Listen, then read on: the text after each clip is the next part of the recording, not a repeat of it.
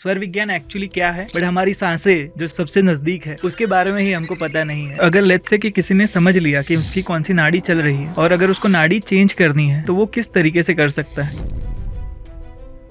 मतलब कार्य को विफल करने की क्षमता भी सुषुम्ना नाड़ी में और सफल बनाने की क्षमता भी उसमें है। जरूरी है कि ये काम कौन सा। आप कुछ मीटिंग ले रहे हैं, जैसे मैं 50 लोगों को लेक्चर दे रहा हूँ, तो मैं जब सूर्य नाड़ी मेरी एक्टिव होगी तो मेरी एनर्जी भी ज्यादा रहेगी और सामने सुनने वाले लोग भी मुझे ज्यादा सुनेंगे। अगर चंद्र नाड़ी में बोलूंगा तो सामने बैठे हुए लोगों में मेरा प्रभाव कम भी हो सकता है। कोई भी काम कहीं प्रवेश कर रहे हैं, कोई काम पढ़ना शुरू कर रहे हैं, लिखना शुरू कर रहे हैं, कुकिंग करना शुरू कर रहे हैं, इवन कपड़े पहनते हैं आप नए, किसी फेस्टिवल में जा रहे हैं या किसी ओकेजन में जा रहे हैं या आपकी शादी है या कुछ भी ऐसी कोई इवेंट है जिसमें कोई खास कपड़े आप पहन रहे हैं, तो उस वक्त भी कपड़े कौन से स्वर में पहनना, किस तरफ से पहनना, वो भी बहुत ही बड़ा इम्पैक्ट रखता है। तो आपने सुना होगा कि कुछ लोग जो बोलते हैं वो हो जाता है। तो ऐसा कहा जाता है जब आप सुषुम्ना नाड़ी में जब कोई सिद्ध पुरुष बोलता है तो जो बोलता है वो हो जाता है। और हम इसको जोड़ देते हैं शाप या आशीर्वाद के साथ। First of all welcome sir, I am very excited आज ये पॉडकास्ट के लिए, बिकॉज जब हमारी लास्ट टाइम बात हुई I started to research about this subject and I was really fascinated कि इतना सारा ज्ञान जो है जो हमें अवेलेबल ही नहीं है, हमको शायद इसका अवेयरनेस ही नहीं है। लाइफ में पहली बार मैंने आपसे ही जाना था कि स्वर विज्ञान क्या है। तो first of all I want to ask you कि स्वर विज्ञान एक्चुअली क्या है और आपका पर्सनली इंटरेस्ट इस सब्जेक्ट में क्यों आया और कब से आप इस चीज़ को स्टडी कर रहे हैं। सबसे पहले तो आपका धन्यवाद ये पॉडकास्ट को प्लान करने के लिए। और स्वर विज्ञान जो है ये ऐसा विज्ञान है जिसको हम बोल सकते हैं कि ये जीवन का आधार है। जैसे हम सांस ले रहे हैं तो अब तक जितने भी लोग हैं 800 करोड़ से ज़्यादा पॉपुलेशन हो गई हमारी, लेकिन अब तक हम सांस को ऐसे ही देख रहे हैं कि it is important to remain alive, जीने के लिए ज़रूरी है। लेकिन सांसों के अंदर की जो चीज़ें हैं वो उसके अंदर के जो लेयर हैं वो स्वर विज्ञान सिखाता है। और मेरे अनुभव से मैं बता सकता हूँ जितने भी साइंस है, जितनी भी विधाएं हैं, जितनी भी प्रैक्टिसेस हैं, जितनी भी मॉडलिटीज़ है, स्वर विज्ञान इज़ अ सुप्रीम साइंस, सबसे ऊपर है। ये ऐसा साइंस है जो जीवन में आपको किसी भी क्षेत्र में सफलता दिलाने के लिए या कार्य को सिद्ध करने के लिए सहायक रूप हो सकता है। सही है सर। मैं जब ये रिसर्च कर रहा था तो एक इंटरेस्टिंग सी चीज़ आई कि हमारी ह्यूमैनिटी में इतना ज़्यादा प्रोग्रेस कर चुके हैं कि हम अभी दूसरे प्लेनेट पे जाने की बात कर रहे हैं, इतना विज्ञान इवॉल्व हो चुका है, बट हमारी सांसें जो सबसे नज़दीक है उसके बारे में ही हमको पता नहीं है। तो ये बहुत ही इंटरेस्टिंग होगा लोगों के लिए जानना कि सांसों का इस्तेमाल करके किस तरीके से वो अपनी लाइफ को बेहतर कर सकते हैं। तो सबसे पहले मैं जानना चाहता हूँ कि सर किन किन क्षेत्रों में ये विज्ञान हमको हेल्प कर सकता है, लाइफ के किन क्षेत्रों में ये सारी चीज़ें जो सीख के हमको हेल्प कर सकती है। देखिए, स्वर विज्ञान जो है, हम जो सांस लेते हैं तो जो अगर हम ये समझ लें कि जो हम सांस ले रहे हैं वो सांस हमारे शरीर में जाके क्या क्या इम्पैक्ट करती है। हमारी जो नाक है, नोज़ है हमारा, उसके 2 छिद्र है, 2 नासिकाएं। सबसे पहले तो इसे समझना पड़ेगा कि ये 2 क्यों हैं। देखिए, मुंह एक है ना, लेकिन नाक, कान, आँख, किडनी, ये ईश्वर ने जो शरीर की रचना की है वो रचना से हमें बहुत कुछ सीखने को मिलता है कि कुछ चीज़ें एक क्यों हैं, कुछ चीज़ें क्यों, हार्ट एक है ना, किडनी 2 है। तो ये चीज़ें समझना बहुत, इस तरह से ये नोस्ट्रिल हमारी जो 2 हैं, तो ये 2 नोस्ट्रिल में भी कमाल है स्वर विज्ञान का। आगे आगे हम देखेंगे कि ये स्वर विज्ञान से हम क्या क्या कर सकते हैं। मैं ये समझ सकता हूँ सबसे पहले जो ज़रूरी होता है वो है हमारा स्वस्थ रहना, है ना। तो स्वस्थ रहना जो है वो आज पूरी दुनिया जो है स्वस्थ रहने के पीछे, खास करके कोरोना के बाद हेल्थ का अवेयरनेस बहुत बड़ा है। तो मैं ये दावे से कह सकता हूँ कि अगर स्वर विज्ञान को सही समझ लिया तो आप आजीवन, जीवन भर स्वस्थ तो रह सकते हैं लेकिन लंबा भी जी सकते हैं। एंटी एजिंग भी हो सकता है और आप अपनी एज को प्रोलॉन्ग भी कर सकते हैं। सही है। उसी में मैं इसके बारे में रिसर्च थोड़ा कर रहा था तो एक क्वेश्चन जो कॉमनली आता है हेल्थ में कि कौन कौन सी चीज़ें हैं। मैंने एक चीज़ इंटरेस्टिंग पढ़ी थी कि एक पॉडकास्ट में ऐसे शेयर किया गया कि 8 सेकंड के अंदर उन्होंने थायराइड का कुछ सोल्यूशन कर दिया। इसके अलावा डायबिटीज़ हो गई या फिर एंग्जाइटी हो गई, स्लीप इश्यूज़। तो इस सब में स्वर विज्ञान किस तरीके से हेल्प कर सकता है? देखिए, इससे पहले जो आपने एक सवाल पूछा था उसके कंटेस्ट में एक चीज़ मैं बताऊं आपको। देखिए, इंसान जो है वो सुख की खोज में अग्रसर रहता है। तो रिसर्च जितना भी होता है वो मटेरियलिस्टिक हैप्पीनेस के लिए ज़्यादा होता है। इनर खोज जो होती है हमारी वो कम होती है। और ये जो स्वर विज्ञान है ये इनर साइंस है। ये अपने अंदर क्या छुपा है उसको ढूंढने का साइंस है। तो अगर उस तरफ हमारी यात्रा रहेगी, अंतर यात्रा, तो हम ज़्यादा जीवन को और हमारे यहाँ बर्थ लेने के पर्पस को भी ज़्यादा समझ पाएंगे। तो स्वर विज्ञान एक ऐसी विधा है कि सबसे पहले मैंने आपको बताया कि स्वस्थ रहने की कला आपको सिखाता है। लेकिन सपोज आपने स्वर विज्ञान को जाना, उससे पहले आपको कुछ ऑलरेडी कुछ बीमारियां हैं, तो दो चीज़ें हो सकती है। किसी भी तरह की बीमारी हो, स्वर विज्ञान का आपको अगर सही ज्ञान है तो आप उससे बाहर आ सकते हैं और भविष्य में आने वाली बीमारी को आप रोक भी सकते हैं। तो क्योर करने में और प्रिवेंट करने में, दोनों में स्वर विज्ञान आपकी बहुत अच्छे से मदद कर सकता है। ओके एंड अगर बात करें स्वर विज्ञान का जो फंडामेंटल है नाड़ियों के बारे में, तो वो सर आप बताइए कि वो किस तरीके से उसका बेसिक्स काम करते हैं, किस तरीके से लोग समझ सकते हैं कि उनकी कौन सी नाड़ी चल रही है, तो उसके बारे में थोड़ा बताइए। देखिए, इससे पहले ये समझना जरूरी है नाड़ी क्या है, है ना। ये नाड़ी वो नहीं है जिसमें हमारे ब्लड फ्लो करता है। प्राण वायु जो है हमारा, वो प्राण बोलते हैं उसको। प्राण मतलब लाइफ। तो ये जो है हमारे शरीर में ऐसा कहा जाता है 72,000 नाड़ियाँ है। और ये हजारों वर्ष पहले जो हमारे ऋषि मुनि हो गए, जिन्होंने साइंटिफिक बातों को आधार बनाकर ग्रंथ लिखे, जैसे पतंजलि ने योग सूत्र लिखा, उसमें भी इस बात का उल्लेख है। हमारे शरीर के अंदर 72,000 नाड़ियाँ है और ये नाड़ियों में प्राण का संचार होता है और हमारे बॉडी में जितने भी ऑर्गन है उस ऑर्गन तक ये प्राण पहुंचता है और नाभि से ये शुरू होता है। और हमारी जो रीढ़ की हड्डी है, स्पाइनल कॉर्ड, वहाँ से लेके सहस्त्रार चक्र, 7 चक्र की बात जो आपने सुनी है, तो ये 7 चक्र जो है रीढ़ की हड्डी हमारी जो होती है, उस लाइन के अंदर जहाँ जहाँ ये 72,000 नाड़ियाँ क्रॉस होती है, इसका जंक्शन होता है, वहाँ पे ये चक्र बनते हैं। चक्र और कुछ भी नहीं है, ये एनर्जी के स्तोत्र है। तो एनर्जी सेंटर्स में, एनर्जी सेंटर्स के साथ चक्र होते हैं और जहाँ पे वो इंटरसेक्ट करते हैं वहाँ पे हम चक्रा मानते हैं, जहाँ पे नाड़ियाँ इंटरेक्ट। हाँ। और ये विजिबल नहीं है, लेकिन एनर्जी हम ऐसा बोलते हैं कि एनर्जी है ना, वो उसका जो शेप है, आप पत्थर भी फेंकोगे तो वो भी गोल गोल घूमेगा। Anything which moves rotates. तो इसीलिए चक्र को भी ऐसा बोला जाता है, क्योंकि एनर्जी यहाँ पे सारी नाड़ियाँ मिलती है, इसलिए यहाँ पे एनर्जी जो है उसका एक फ्लो होता है, इसलिए ये सर्कुलर है ऐसा माना जाता है। ऐसा कोई चक्कर जैसे व्हील होता है इस तरह का चक्कर नहीं है। ये जो सेंटर, ये जो एनर्जी सेंटर, इसको हम बोल सकते हैं। एंड मेनली ये फिजिकल बॉडी का पार्ट नहीं है, ये एथरिक बॉडी यस डेफिनेटली। तो ये सारी ऊर्जा है। आप वैसे फिजिकल बॉडी में आपको नाड़ियाँ नहीं दिखेगी नहीं आपको ये। क्योंकि कई बार क्या होता है, जो देखने वाले बहुत लॉजिकल होते हैं कि कहाँ पे होगा ये, उनको ये समझना होता है कि मुझे दिख तो नहीं रहा है। बट ऐसी काफ़ी चीज़ें हैं जो हमको नहीं दिख, जैसे आप बलून में हवा भी भरते हो, हवा तो दिखती है नहीं, लेकिन जब बलून में जाती है तो आपको पता लगता है कुछ है।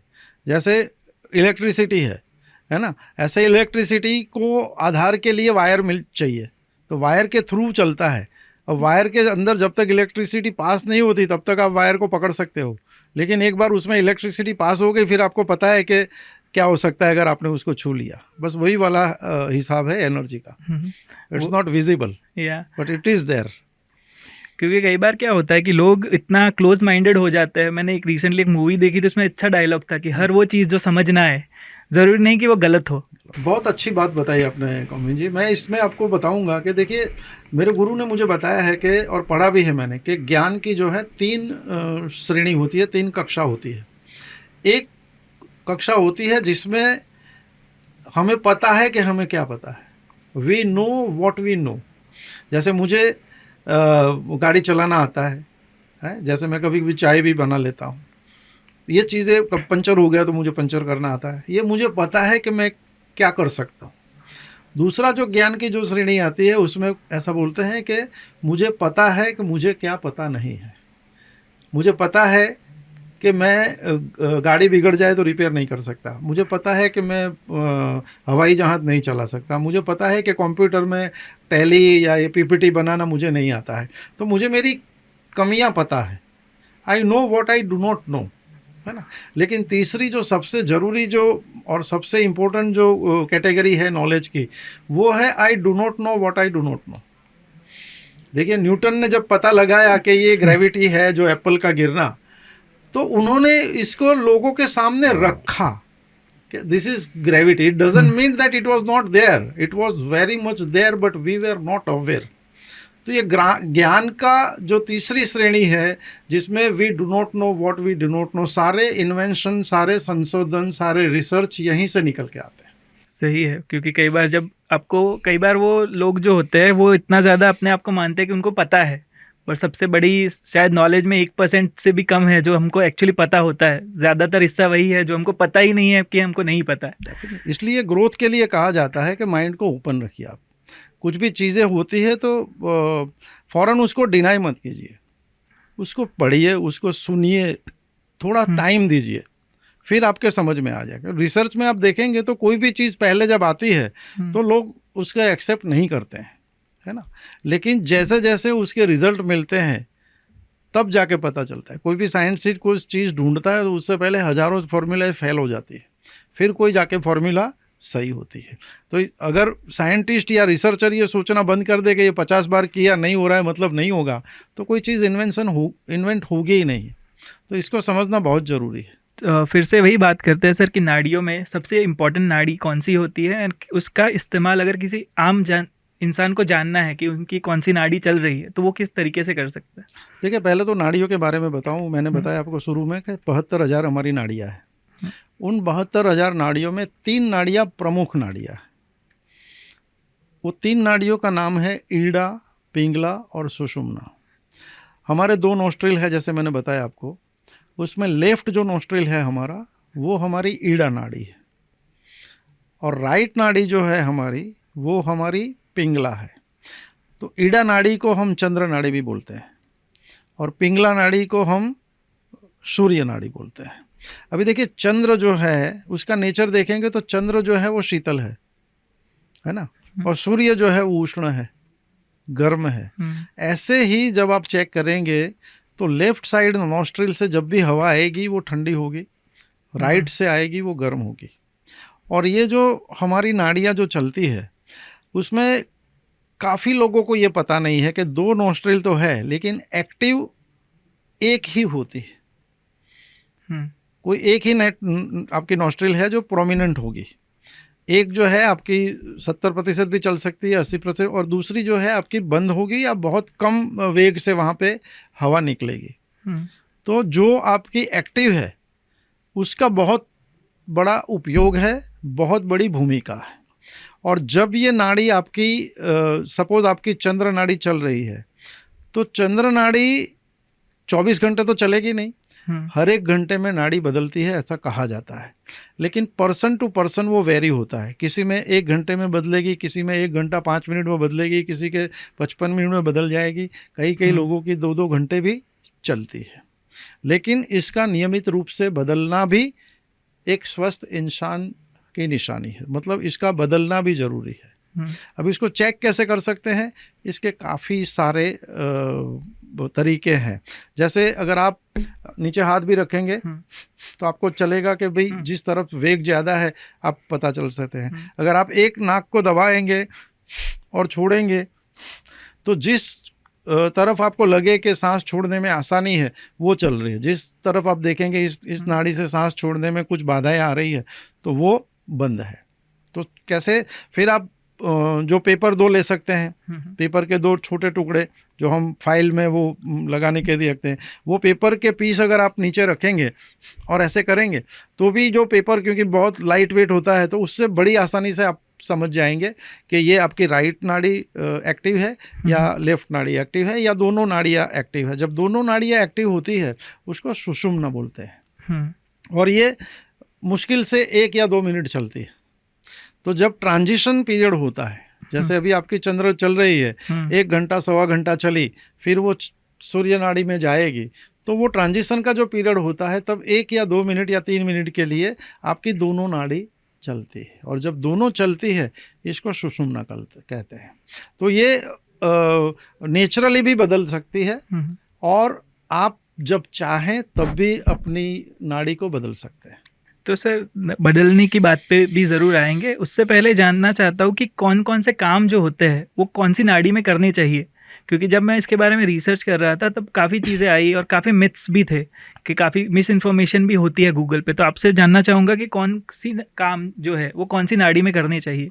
देखिए, जैसे मैंने बताया, सूर्य नाड़ी जो है वो उग्र है, गर्म है, चंद्र नाड़ी है वो शीतल है।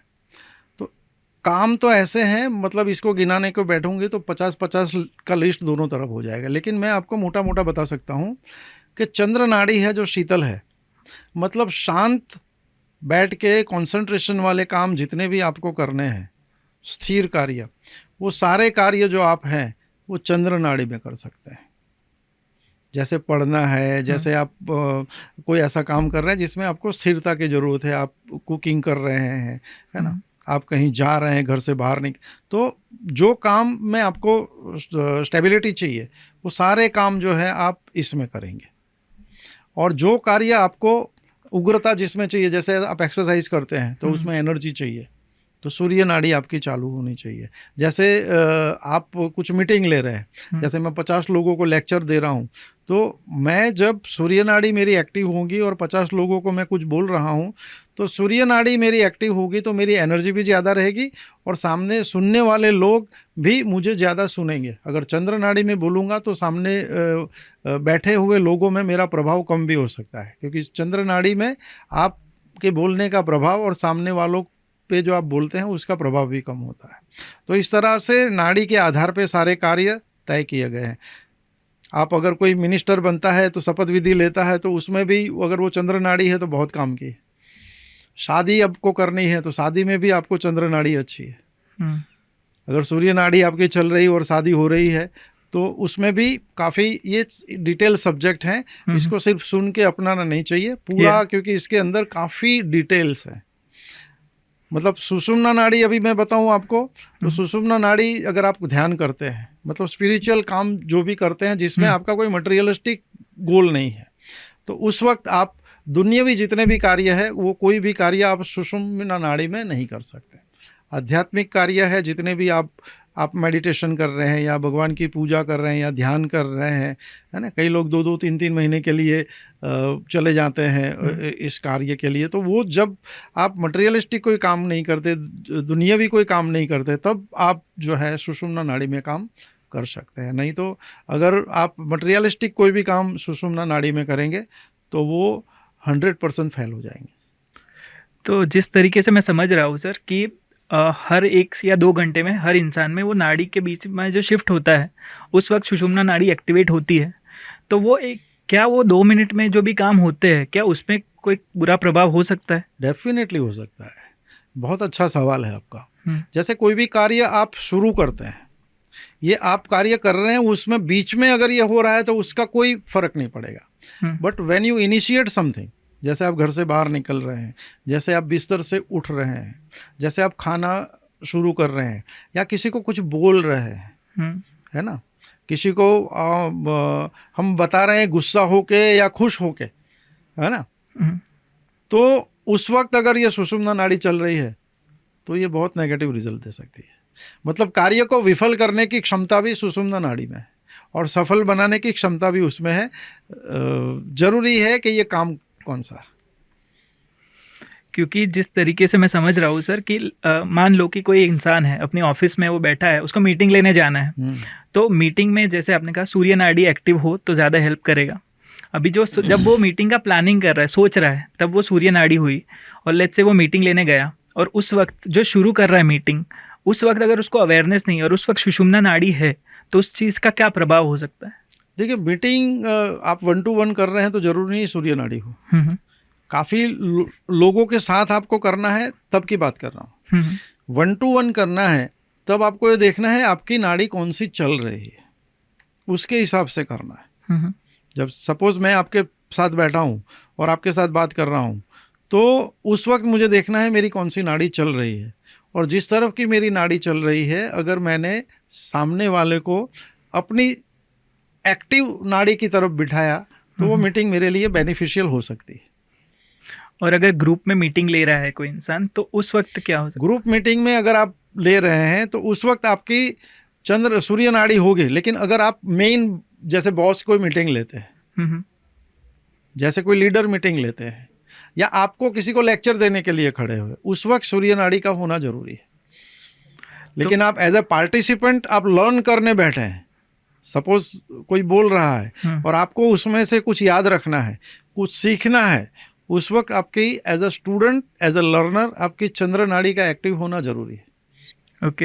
एंड जैसे मैंने कहा कि सर वो मीटिंग शुरू हो रही है, उस वक्त अगर वो ट्रांजिशन पीरियड है किसी इंसान का, तो उससे कुछ नेगेटिव इफेक्ट हो सकता है? ट्रांजिशन पीरियड में कोई effect सुषुम्ना नहीं नाड़ी होता में है। अगर कोई काम जब शुरू करते हैं उस टाइम नाड़ी आपकी कौन सी है उसका ज़्यादा महत्व रखता है। दूसरी चीज़ ये है कि मीटिंग कहाँ हो रही है। सपोज आप मीटिंग के लिए कहीं जा रहे हैं, तो आपको देखना है कि आपकी कौन सी नाड़ी चालू है, और अगर कोई आपके यहाँ आ रहा है उस वक्त आपको ये देखना है कि सामने वाला आके कहाँ बैठता है। ये चीज़ें ध्यान में रखती है। इसमें एक और जोड़ दूँ बात आपको कि सबसे ज़रूरी है आपके दिन की शुरुआत। जब आप रात को सो के सुबह उठते हैं, तभी से स्वर का प्रयोग जो है वो शुरू हो जाता है। आपको अपने दिन की शुरुआत ही स्वर के साथ करनी है। तो आइडियली सर कौन सा स्वर होना चाहिए अगर मॉर्निंग में कोई उठते समय? देखिए, ये बहुत ही डिटेल सब्जेक्ट है, लेकिन मैं इतना बता सकता हूँ दर्शकों के लिए कि आप जब उठें तब आप देखें आपकी कौन सी नोस्ट्रिल एक्टिव है ना। और ये पता करने में आपको 1 महीना 2 महीना प्रयत्न करेंगे आप, फिर अपने आप आपको पता चल जाएगा। बाकी ट्रेडिशनल तरीके जो मैंने आपको बताया उससे आप चेक करके आप उठ सकते हैं।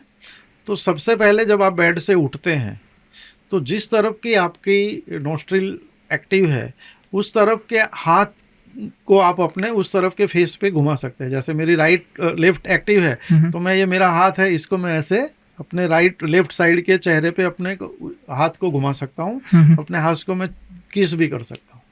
एक काम ये हो गया। उसके बाद मुझे देखना है कि जो भी मेरी नाड़ी चालू है, जैसे मैंने बताया लेफ्ट चालू है, तो मुझे ये देखना है कि मैं अपने बेड से नीचे धरती पर जो पहला अपना कदम रखूंगा वो मैं उसी साइड का पैर पहले रखूंगा जिस साइड की मेरी नाड़ी एक्टिव है। सपोज मेरी चंद्र नाड़ी एक्टिव है तो मैं लेफ्ट पैर पहले रखूंगा। लेकिन इसमें सबसे ज़्यादा सावधानी आपको ये रखनी है कि जब भी आप लेफ्ट पैर रखेंगे उस वक्त आपको सांस लेनी है। While inhaling you have to keep your first step, और फिर सांस को भरे हुए रखते हुए वो सांस आपकी भरी हुई हो अंदर, फिर दूसरा पैर आपको रखना है, और दूसरा पैर रखने के बाद आपको आपकी सांस छोड़ दे।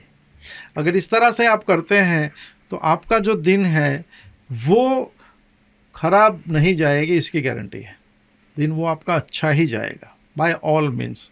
तो ये आप समझ लीजिए कि दिन की शुरुआत ही अगर स्वर के साथ आप करते हैं तो आपका दिन खुशनुमा, अच्छा, सफल जाने की संभावनाएं अनेक गुना बढ़ जाती हैं।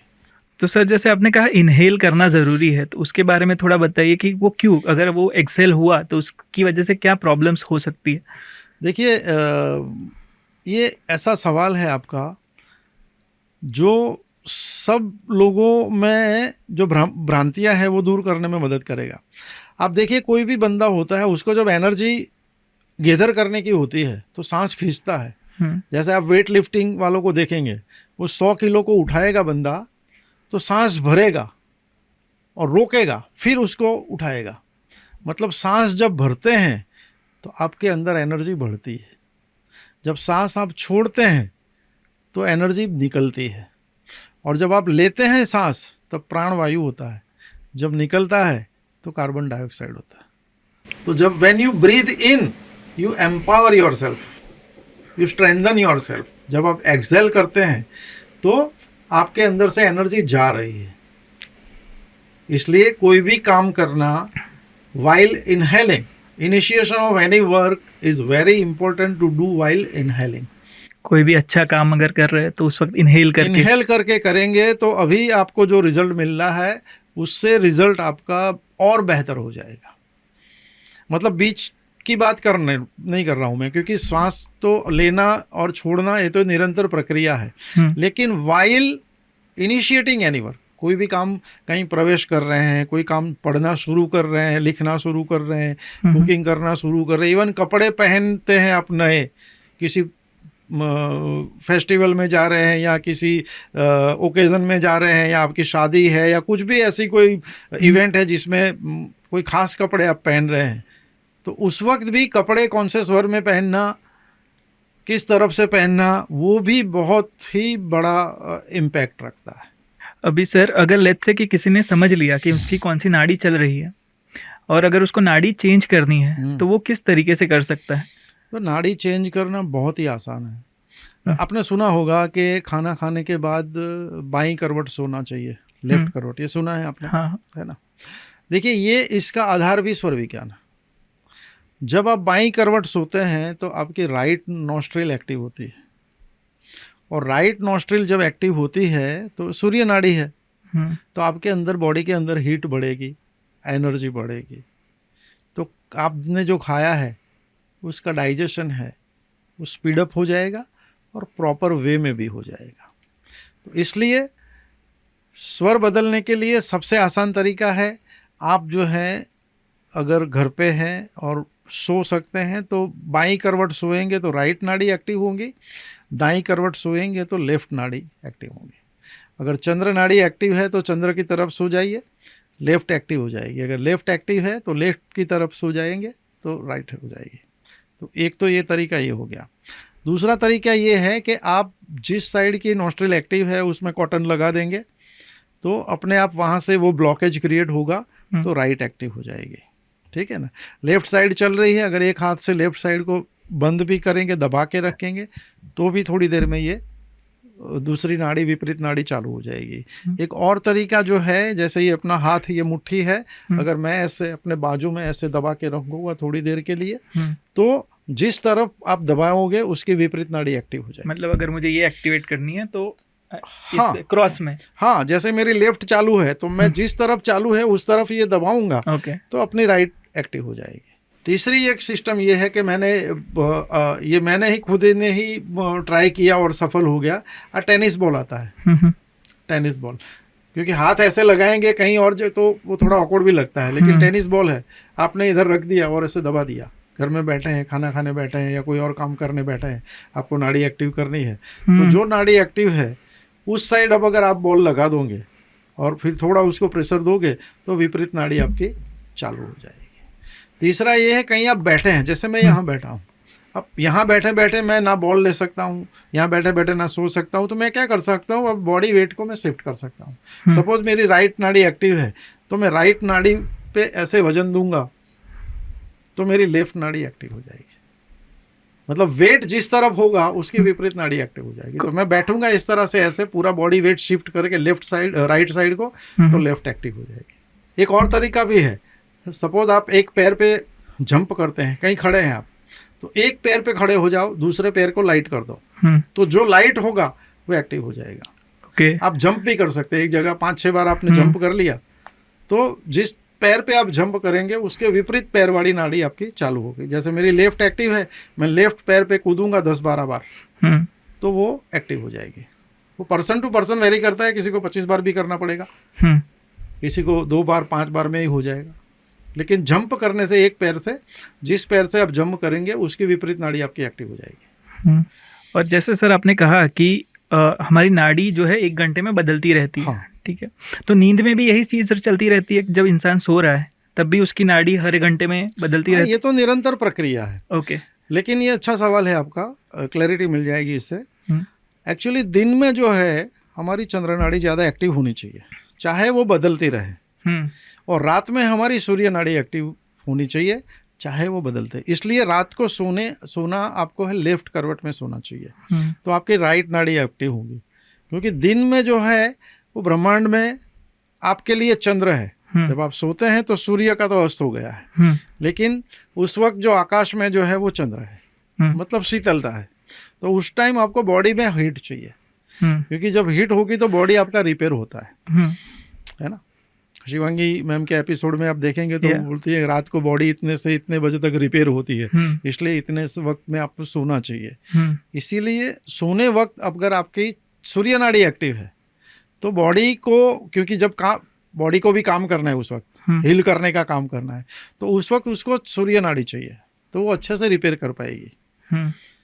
लेकिन लेफ्ट में सोएंगे तो आपकी नाड़ी बदलेगी, लेकिन आप लेफ्ट में सोए तो फिर से वो अपने आप ऑटोमेटिक सूर्य में वापस आ जाएगी। ऐसे ही दिन में बाहर सूर्य है, मतलब बाहर गर्मी है, तो आपको दिन में चंद्र एक्टिव करना है। जब भी सूर्य हो जाए आपको चंद्र एक्टिव करना है। अब सूर्य दिन में as per your work, nature of your work you can change your नाड़ी। जैसे कुछ काम कर रहे हैं, रेगुलर काम कर रहे तो चंद्र नाड़ी सही है, लेकिन आपको जैसे खाना है तो उसके लिए आपको सूर्य नाड़ी चाहिए। जैसे आपको कुछ लेक्चर देना है, या आप एक्सरसाइज करना चाहते हैं, या कुछ आप ऐसा काम करना है जिसमें आपको श्रम की ज़रूरत है, जिसमें आपको एनर्जी की ज़रूरत है, तो उस टाइम आपको सूर्य नाड़ी एक्टिव करनी पड़ेगी एज पर वर्क। लेकिन बाय एंड लार्ज दिन में आपकी चंद्र नाड़ी होनी चाहिए, रात में आपकी सूर्य नाड़ी होनी चाहिए। तो सर मैंने जो रिसर्च कर रहा था उसमें एक चीज़ सुनी थी, आप मुझे थोड़ा उसमें क्लैरिटी दीजिएगा कि हमारी जब सूर्य नाड़ी चलती है तो एक मस्कुलाइन फीचर्स जो होते हैं वैसे काम अगर आप करते हैं, और जब आपकी चंद्र नाड़ी चल रही है तो फेमिनाइन फीचर्स जो होते हैं वैसे रिलेटेड आप काम करते हैं, तो क्या ये सही है? हाँ, इसके नाम में ही आप देख लो ना, चंद्र जो है वो फेमिनाइन है, शीतल है, और सूर्य जो है, आप प्लेनेट भी, आप एस्ट्रोलॉजिकल भी देखेंगे तो सूर्य, व्हाट इज सूर्य? सन, प्लेनेट है, प्लेनेट। ये जो एस्ट्रोलॉजिकली आप देखिए चंद्र, तो चंद्र जो है वो शीतल है, तो हम बोलते हैं और रिलेशनशिप भी आप देखेंगे तो सूर्य जो है पिता है, अकॉर्डिंग टू एस्ट्रोलॉजी सूर्य इज फादर एंड चंद्र इज मदर। तो इससे भी पता चलता है कि ये चंद्र जो है वो फेमिनाइन है और सूर्य जो है वो मस्कुलिन है। इसीलिए काम आप देखिए कि मेहनत करने वाले काम वो सूर्य नाड़ी में करना है, और शांत काम जो है वो आपको चंद्र में करना है। क्योंकि इसका एक फॉलोअप क्वेश्चन जो था सर, कि अगर आप आजकल इंटरनेट पे देखें कि टॉक्सिक मैस्कुलिनिटी का ट्रेट बहुत चल रहा है कि लोग, लड़कों को ऐसा कहा जाता है कि मस्कुलिन बनो, बट अगर ऐसे अगर स्वर विज्ञान के तरीके से देखें तो प्रकृति ने हमें डिज़ाइन ऐसे किया है कि आधे टाइम आप एक मस्कुलिन बनो, आधे टाइम एक फेमिनाइन बनो। डेफिनेटली, देखिए हर एक इंसान जो ईश्वर ने हमारी रचना ही इस तरह से की है कि हम फेमिनाइन भी है, हम मस्कुलिन भी है।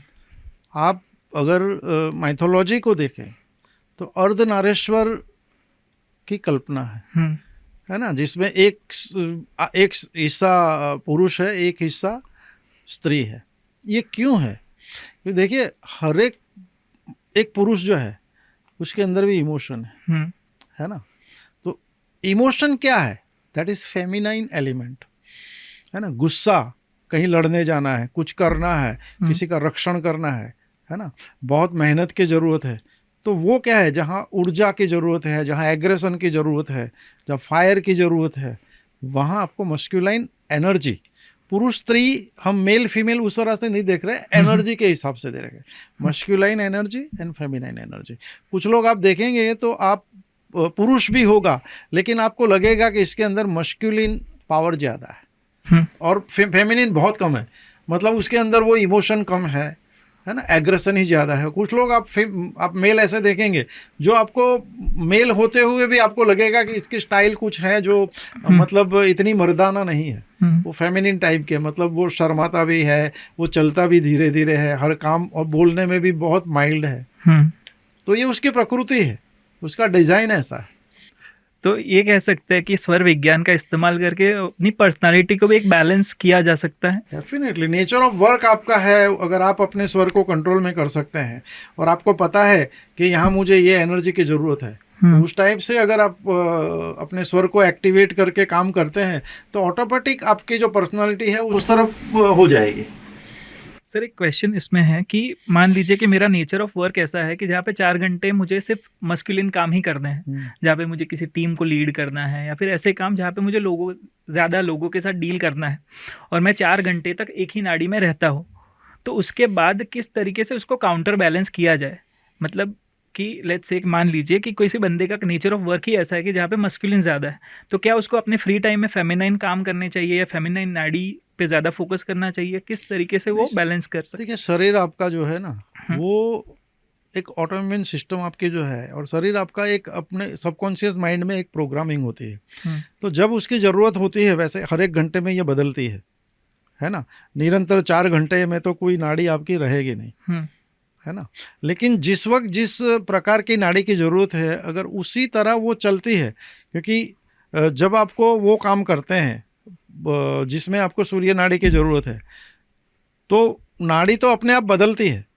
वो तो चंद्र, उस टाइम आपकी चंद्र नाड़ी भी होगी, लेकिन उसमें मैक्सिमम टाइम सूर्य नाड़ी होनी चाहिए। तो आप उसको मैनेज करके सूर्य नाड़ी एक्टिव कर सकते हो। लेकिन बॉडी का डिज़ाइन ऐसा है कि एक ही तरह का काम आप रोज करोगे तो आपका बॉडी भी प्रोग्राम हो जाएगा कि अभी मुझको सूर्य नाड़ी चाहिए, तो ये मुझे ये चाहिए। तो बैलेंसिंग ऐसा नहीं है कि आपको 12 घंटे चंद्र रखना है, 12 घंटे सूर्य रखना है, ऐसा नहीं है। नेचर के हिसाब से आपको ज़्यादा सूर्य चाहिए तो आप सूर्य भी रख सकते हो, और नेचर के हिसाब से ज़्यादा चंद्र रखना है तो चंद्र भी रख सकते हो। अब स्टूडेंट है, वो 8 घंटे पढ़ता है, और सब्जेक्ट ऐसे हैं जिसमें उसको चंद्रस्वर चाहिए, तो चंद्रस्वर रखना पड़ेगा, तो नेचर ऑफ वर्क है। लेकिन किसी को कोई योद्धा है ना, कोई बॉक्सर है जिसको रोज प्रैक्टिस है इसकी, तो उसको सूर्य नाड़ी रखनी पड़ेगी, उससे कोई नुकसान नहीं है। As per nature of your work you have to keep your नाड़ी। बाकी रात में तो आप जब सोते हैं तो उस टाइम बॉडी को रिपेयर के लिए वो चाहिए, लेकिन कुछ कुछ समय, थोड़े समय पे वो बदल के चंद्र नाड़ी भी हो जाती है।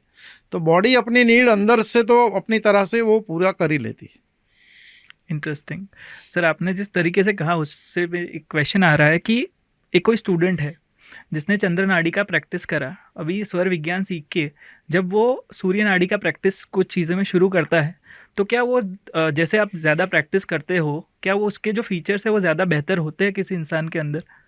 फीचर्स बेहतर होते हैं मतलब, आप तो अपने सवाल को थोड़ा हाँ, और मतलब कि सूर्य नाड़ी एक्टिव कोई इंसान काफ़ी होते हैं जो उनको मान लो कि वो खुद एक रिसेप्टिव जितने काम है वो आसानी से कर लेते हैं, बट अगर उसी इंसान को किसी टीम को लीड करना होता है वो नहीं कर पाते।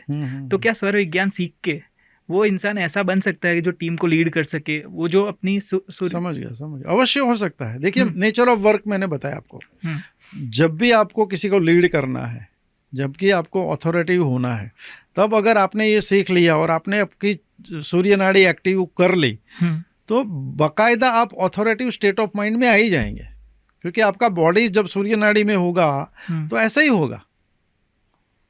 ये सवाल उन लोगों के लिए था क्योंकि मेरे आसपास भी काफ़ी ऐसे लोग हैं कि किसी कंपनी में काम कर रहे हैं, इंडिविजुअली वो बहुत अच्छा काम करते हैं, पर उनका करियर ग्रोथ इसलिए रुक जाता है क्योंकि किसी और को लीड नहीं कर सकते, वो अथॉरिटिव नहीं आता। तो स्वर विज्ञान सीखना उन लोगों के लिए भी बहुत जरूरी है। और जैसे जैसे ये आप करेंगे तो आपका जो स्टेट ऑफ माइंड है वो मस्कुलिन जब होगा, सूर्य नाड़ी का प्रभाव बढ़ेगा, तो आप ऑटोमेटिक आपका बॉडी का जो जेस्चर है, पोस्चर है, वो बदलेगा। जैसे आप चंद्र नाड़ी के साथ ऐसे मतलब तन के नहीं खड़े रह सकते, है ना। तन के खड़ा जैसे हम सांस लेते हैं ऐसे भरते हैं, तो मतलब आपको अथॉरिटी दिखाने के लिए आपको वो दिखाना पड़ेगा मस्कुलिन।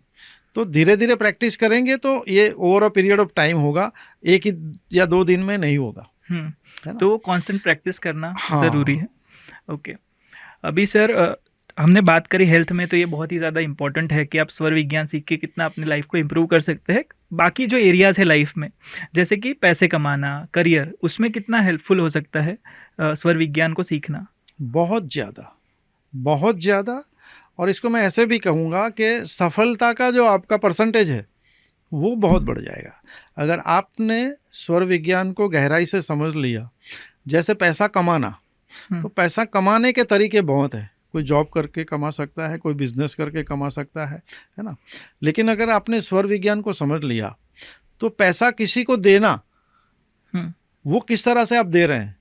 वाइल इनहेलिंग दे रहे हैं, जो आपका स्वर चालू है, एक्टिव सगुण, जिसको हम हमारी भाषा में बोलते हैं सगुण स्वर। अगर सगुण स्वर में आप पैसे दे रहे हैं, वो भी श्वास भर के, ठीक है ना, तो उसका भी एक अलग प्रभाव है।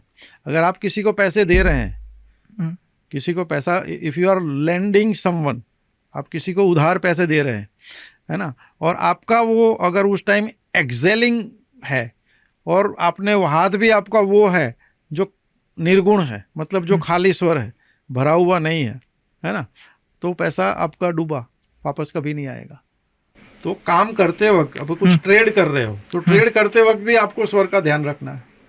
फिर सुबह उठने की जो मैंने प्रैक्टिस बताई, वैसे ही घर से बाहर निकलते वक्त, वैसे ही ऑफिस में जाते वक्त, ऑफिस से बाहर निकलते वक्त, फिर से घर में आते वक्त, अगर इन सारी चीज़ों को आपने कायदे से स्वर विज्ञान सीखा है और स्वर विज्ञान के नियमों का पालन करते हुए अगर आप अपने व्यवसाय के स्थल पे, अपने नौकरी के स्थल पे इन बारीकियों को समझकर इसको प्रैक्टिस में लाते हैं, तो अभी आप जो काम कर रहे हैं और उससे धन उपार्जन, उससे अर्निंग जितना आपका हो रहा है, उससे अनेक गुना बढ़ जाता है और विफलता की, निष्फलता की जो संभावनाएं हैं वो काफ़ी हद तक कम हो जाती है।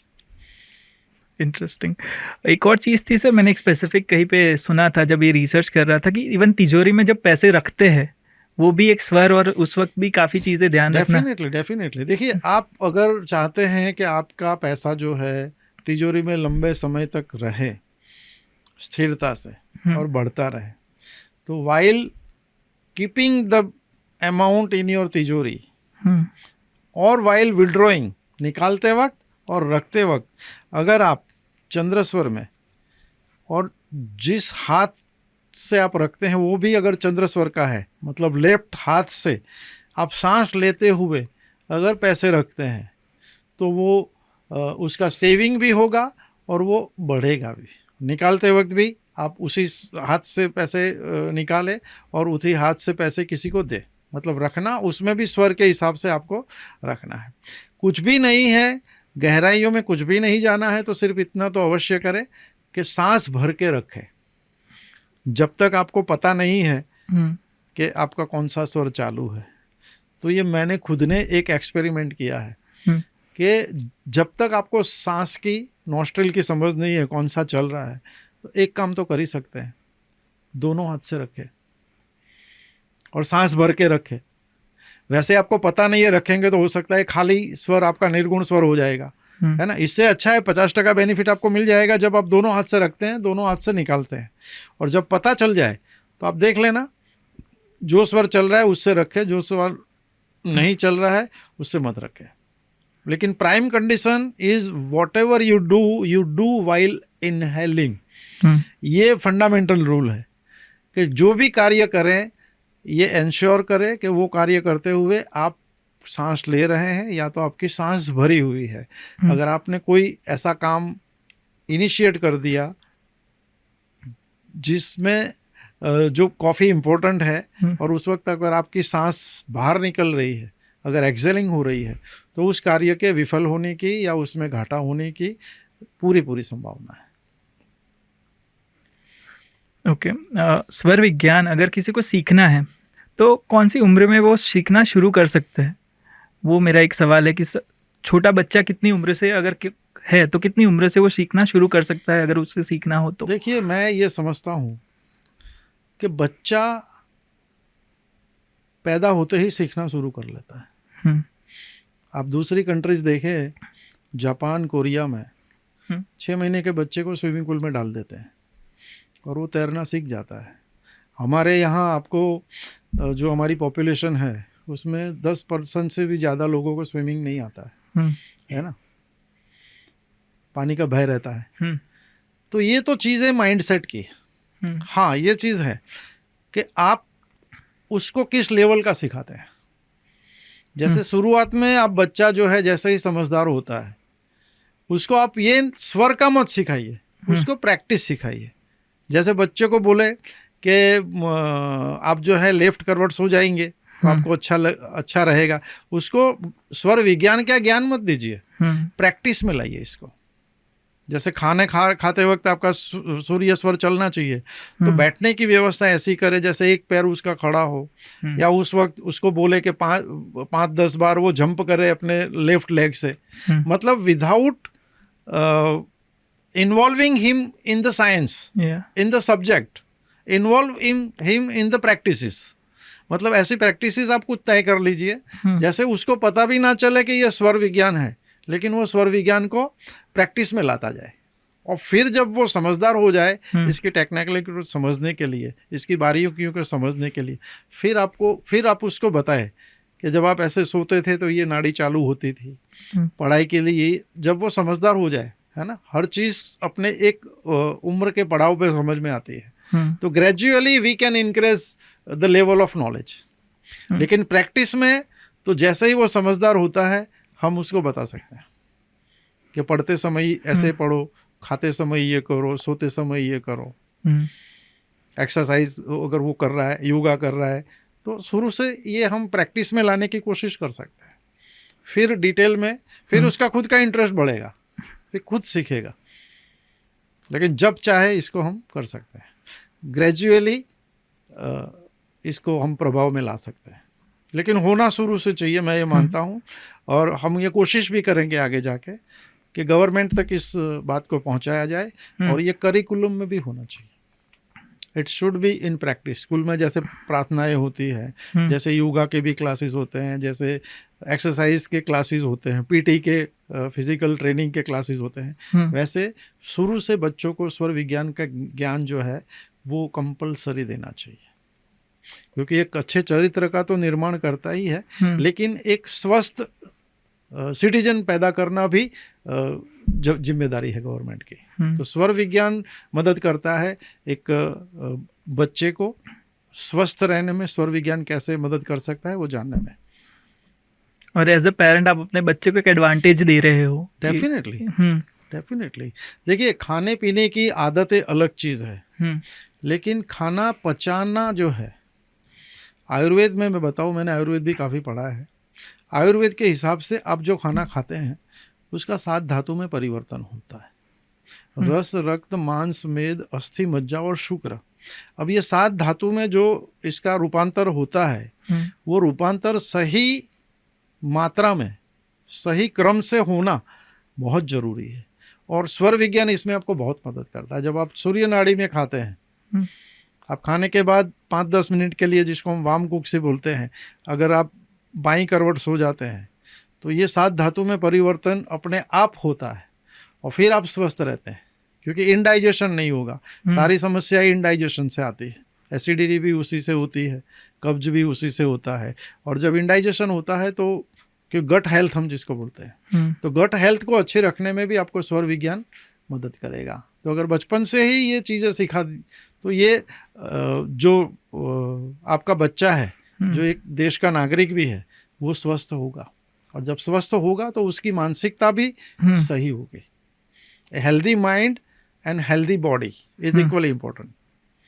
ओके, तो आपने जैसे कहा सर कि healthy mind, healthy body is important, तो मैंने पढ़ा था कि स्वर विज्ञान, अगर कोई गर्भवती महिला है, when she is having a baby, तो उस वक्त भी स्वर विज्ञान सीखना इम्पॉर्टेंट हो जाता है, क्योंकि वो बच्चे का जो विकास हो रहा है गर्भ में, तो उस बारे में बताइए कि वो कितना इम्पोर्टेंट होता है। देखिए, सबसे पहले मैं आपको बताऊं कि गर्भवती होने के बाद क्या करना चाहिए, वो तो चीज़ है, लेकिन मैं तो ये भी कहूँगा कि अगर कोई महिला गर्भवती नहीं हो रही है तो गर्भवती होने में भी स्वर विज्ञान हेल्प कर सकता है। और जब कोई महिला गर्भवती हो जाती है, कोई माता या बहन, तो उस टाइम अगर वो इसको प्रैक्टिस करती है, जैसे स्टेट ऑफ माइंड आपका काम रहना चाहिए, तो ऐसी प्रैक्टिस में वो देखे कि भाई जब मेरा चंद्र नाड़ी चलना चाहिए तभी चंद्र नाड़ी चलेगी, जब मैं खाना खाती हूँ तो मैं अपनी सूर्य नाड़ी चलाऊंगी, है ना, क्योंकि उस टाइम वॉक करना भी जरूरी होता है ना, लाइट एक्सरसाइज भी जरूरी होती है। तो उस टाइम अगर वो सूर्य नाड़ी को एक्टिव कर लेती है डेलिबरेटली, मतलब आपके डेली रूटीन में अगर आप स्वर को इनकॉर्पोरेट करते हैं, और जिस कार्य में जिस स्वर का प्रयोग उचित है, जरूरी है, अगर उस तरह से आप अपने स्वर को मैनेज कर सकती हैं, तो आप बहुत ही गर्भ के अंदर एक स्वस्थ बच्चे को वो जो है नर्चर करती है, और at the time of delivery उसमें भी ये आपको मदद कर सकता है। और स्वर का इस्तेमाल करके आई थिंक फिजिकल पेन में भी बहुत ही हेल्प होती है। हाँ, डेफिनेटली, डेफिनेटली। देखिए, पेन का आपने बताया, तो पेन का इसमें एक मास्टर स्ट्रोक है। जब भी आपको लगे कि बॉडी में कोई पेन शुरू हो रहा है, तो आप देखिए उस वक्त आपका कौन सा स्वर चल रहा है, फौरन उसको you try to change the स्वर। जब भी आपको लगे कि ये पेन शुरू हुआ है, वो किसी एक पर्टिकुलर स्वर में हुआ। जैसे मेरा पेन चंद्र स्वर में शुरू हुआ, मतलब एनर्जी उस टाइम मेरे लेफ्ट बॉडी में थी, तो वहां पेन शुरू हुआ। अबे उसी टाइम अगर मैंने उस स्वर को चेंज करके सूर्य स्वर कर दिया, तो उसका जो लेफ्ट बॉडी में जो उद्भव हुआ था, वो जैसे ही मैं उसको राइट में कन्वर्ट करूंगा, तो वो लेफ्ट का पार्ट है मेरा इनएक्टिव हो जाएगा, तो वो पेन जो है गायब हो जाएगा या तो कम हो जाएगा। तो जब भी आपको पेन हो, कोशिश करें कि आपका जो स्वर है जो चल रहा है उससे विपरीत आप चालू कर दें, तो पेन आपका काफी हद तक कम हो सकता है या तो खत्म भी हो सकता है। और अगर स्वर विज्ञान किसी को सीखना है तो कितना समय लगता है एक अच्छे से सीखने में स्वर विज्ञान को? देखिए, सीखने में आपको 3-4 दिन लगते हैं, लेकिन उसको अप्लाई करने में it is a matter of practice. मैं अब 6 साल से कर रहा हूँ, फिर भी मुझे लग रहा है मैं अभी सीख रहा हूँ, है ना। तो इसकी धीरे धीरे जो है, सबसे पहले आपको स्वर को जानना सीखना पड़ेगा, कौन सा स्वर चल रहा है, ठीक है। फिर आपको स्वर के हिसाब से कार्य देखने पड़ेंगे, कौन सा कार्य कौन से स्वर का है। फिर आपको ये देखना पड़ेगा कि स्वर मुझे इसके लिए ये चाहिए, तो बदलना कैसे है। तो ये प्रैक्टिस की बात है, आप कितनी शिद्दत से इसको सीखते हैं, आपका पैशन कितना है स्वर के लिए। लेकिन मैं ये कह सकता हूँ कि अगर आप पूरी एकाग्रता से, पूरी पैशन के साथ इसको आप सीखना शुरू करें, तो मुझे लगता है कि 1 महीने में आप स्वर को जान सकते हैं कौन सा है या नहीं है, और 4-6 महीने में इसको आप पूरी तरह से समझ सकते हैं, और फिर 1 या 2 साल में आपका प्रोग्रामिंग हो जाता है स्वर के हिसाब से। जैसे मैं अभी खाना खाता हूँ, तो बाय डिफॉल्ट मेरा सूर्य नाड़ी एक्टिव हो जाता है, तो फिर आपका बॉडी का प्रोग्रामिंग हो जाएगा। लेकिन इसको आपको सावधानी से समझना पड़ेगा, इसकी बारीकियों को जानना पड़ेगा, और इसको प्रैक्टिस में लाना पड़ेगा कॉन्शियसली। पहले कॉन्शियसली करते जाओगे, फिर ये सब कॉन्शियसली होने लगेगा। जैसे हर चीज़ में होता है, साइकिल जब आप सीखते हैं, है ना, तो कई बार गिरते हैं, फिर सीखते हैं उस बार आपके पैर भी नीचे होते हैं, सही चल रहा है कि नहीं। जब आप साइकिल चलाना पूरी तरह से सीख जाते हो और फिर आप छोड़ भी देते हो और फिर से 2-3 साल बाद चालू कर देते हो, तो वो जो मसल मेमोरी है आपकी, आपको सहाय करती है साइकिल चलाने में, फिर से ठीक चलाने। ऐसे ही स्वर का है, एक बार प्रैक्टिस में आ गया, आपका सोल, माइंड एंड बॉडी का कोऑर्डिनेशन उसके साथ बैठ गया, फिर वो बाय डिफॉल्ट चालू हो जाएगा। ओके तो सर एक क्वेश्चन है कि क्या स्वर विज्ञान जो है वो एंटी एजिंग में हेल्प कर सकता है? एंड मैं ये क्वेश्चन इसलिए नहीं पूछा कि anti ageing in terms of physical appearance, पर काफ़ी लोग क्या होते हैं कि 40s में है बट उनके दिमाग की फंक्शनिंग बहुत स्लो हो जाती है, वो दिमाग से बहुत ज़्यादा जल्दी उनकी उम्र बढ़ जाती है, तो क्या स्वर विज्ञान इसमें हेल्प कर सकता है? अवश्य कर सकता है। देखिए, एंटी एजिंग है क्या एक्चुअली? एंटी एजिंग का मतलब है कि आपकी जो उम्र बढ़ रही है उसके साथ आपके बॉडी के ऑर्गन के फंक्शन, आपका एनर्जी लेवल और आपका अपीयरेंस, वो उम्र के साथ बढ़ रहा है या उम्र से पहले वो हो रहा है या उम्र से भी कम हो रहा है ना। देखिए, एक बायोलॉजिकल एज होती है ना, और एक रियल एज होती है। तो जब आप स्वर को सीखते हैं, स्वर को समझते हैं, तो स्वर में ऐसा कहा गया है कि सबसे ज़्यादा ज़रूरी होती है आपकी ब्रीदिंग, वो जितनी डीप होगी। स्वर विज्ञान में डीप ब्रीदिंग का, गहरी सांसों का बहुत इम्पोर्टेंस है। इसमें ऐसा कहा है कि आप जो सांस लेते हैं वो आपको मणिपुर चक्र तक लेके जानी है। बेली ब्रीदिंग जिसको हम साइंटिफिक टर्म में बोलते हैं, it should go to your Manipur chakra जो नाभि के पास है ना। तो वहाँ पे जब आप ब्रीथ करते हैं तो लेंथ ऑफ ब्रीथ इंक्रीज हो गया। लेंथ ऑफ ब्रीथ इंक्रीज हो गया मतलब आप देखेंगे तो जो क्रीचर्स, जो जीवित जितनी भी एंटिटीज हैं, जैसे आप कछुआ ले लो, तो कछुआ का आप देखेंगे तो पर मिनट जो सांस लेने का उसका जो लेंथ है वो बहुत कम, मतलब वो बहुत डीप ब्रीदिंग है उसका। और आप एक वो खरगोश ले ले, उसका बहुत शैलो है, तो उसका डॉग ले लो, उसका आयु 14-15 है। कछुओं का आयु देख लो कई 100 साल है ना। तो ये ब्रीदिंग का पावर है। तो सबसे पहले एंटी एजिंग में क्या करना है, आपको डीप ब्रीथ करना है। आप जितना डीप ब्रीथ करेंगे आपकी उम्र चाहे बढ़े, आप बुजुर्ग नहीं लगेंगे, आप युवा लगेंगे। आपने अगर स्वर विज्ञान को खाने टाइम, पीने टाइम, पानी पीने के टाइम आपका चंद्र स्वर होना चाहिए, खाने के वक्त आपका सूर्य स्वर होना चाहिए। अगर इन चीज़ों को आपने अपने डेली प्रैक्टिस में एज पर स्वर विज्ञान अप्लाई कर लिया तो आपका एंटी एजिंग अपने आप हो जाएगा। आपने अगर ये प्रैक्टिस की कि आप बेली ब्रीदिंग करते हैं, आप मणिपुर चक्र तक अपनी सांस को लेके जाते हैं और फिर दिन में 3-4 बार अगर आप ब्रेथ को होल्ड की प्रैक्टिस करते हैं, जिसे कुंभक कहा जाता है, आंतरिक कुंभक, डीप ब्रीथ किया आपने और as long as you can, if you can hold it. जैसे नॉर्मली आप देखेंगे तो कोई 10, 15, 20 सेकंड से ज़्यादा नॉर्मली नहीं होल्ड कर सकता, लेकिन प्रैक्टिस के जरिए अगर आप अपने सांस को 1 मिनट या उससे ज़्यादा रोक सकते हैं तो आप लंबे समय तक युवा रह सकते हैं, एनर्जेटिक रह सकते हैं। तो आपके चेहरे पे जो तेज होता है, जिसे ओज बोलते हैं, ग्लो बोलते हैं, वो भी तभी आएगा जब आप स्वर को अप्लाई करेंगे। फिर बाहर की किसी प्रोडक्ट पर आप वो अवलंबित नहीं होंगे। तो ये पावर है स्वर विज्ञान का, आपको खूबसूरत भी बनाता है, आपको युवा भी बनाए रखता है। और इसके लिए सबसे मज़ेदार बात यह है, 1 रुपए का खर्च नहीं होता। और अंदर से आप एक जवान रहते हैं। Beauty from with in. या सर, अगला क्वेश्चन है कि क्या स्वर विज्ञान सीखने से एडिक्शन दूर किए जा सकते हैं? मतलब काफ़ी लोग एडिक्टेड होते हैं टोबैको, अल्कोहल, और काफ़ी लोग, अगर मेरे लिए एडिक्शन का मतलब ये होता है कि उनका सेल्फ कंट्रोल कम हो जाता है, कि वो काफ़ी लोग चाहते हैं कि they want to get rid of the problem, but वो कर नहीं पाते। तो क्या उसमें हेल्प कर सकता है वो सेल्फ कंट्रोल बढ़ाने में?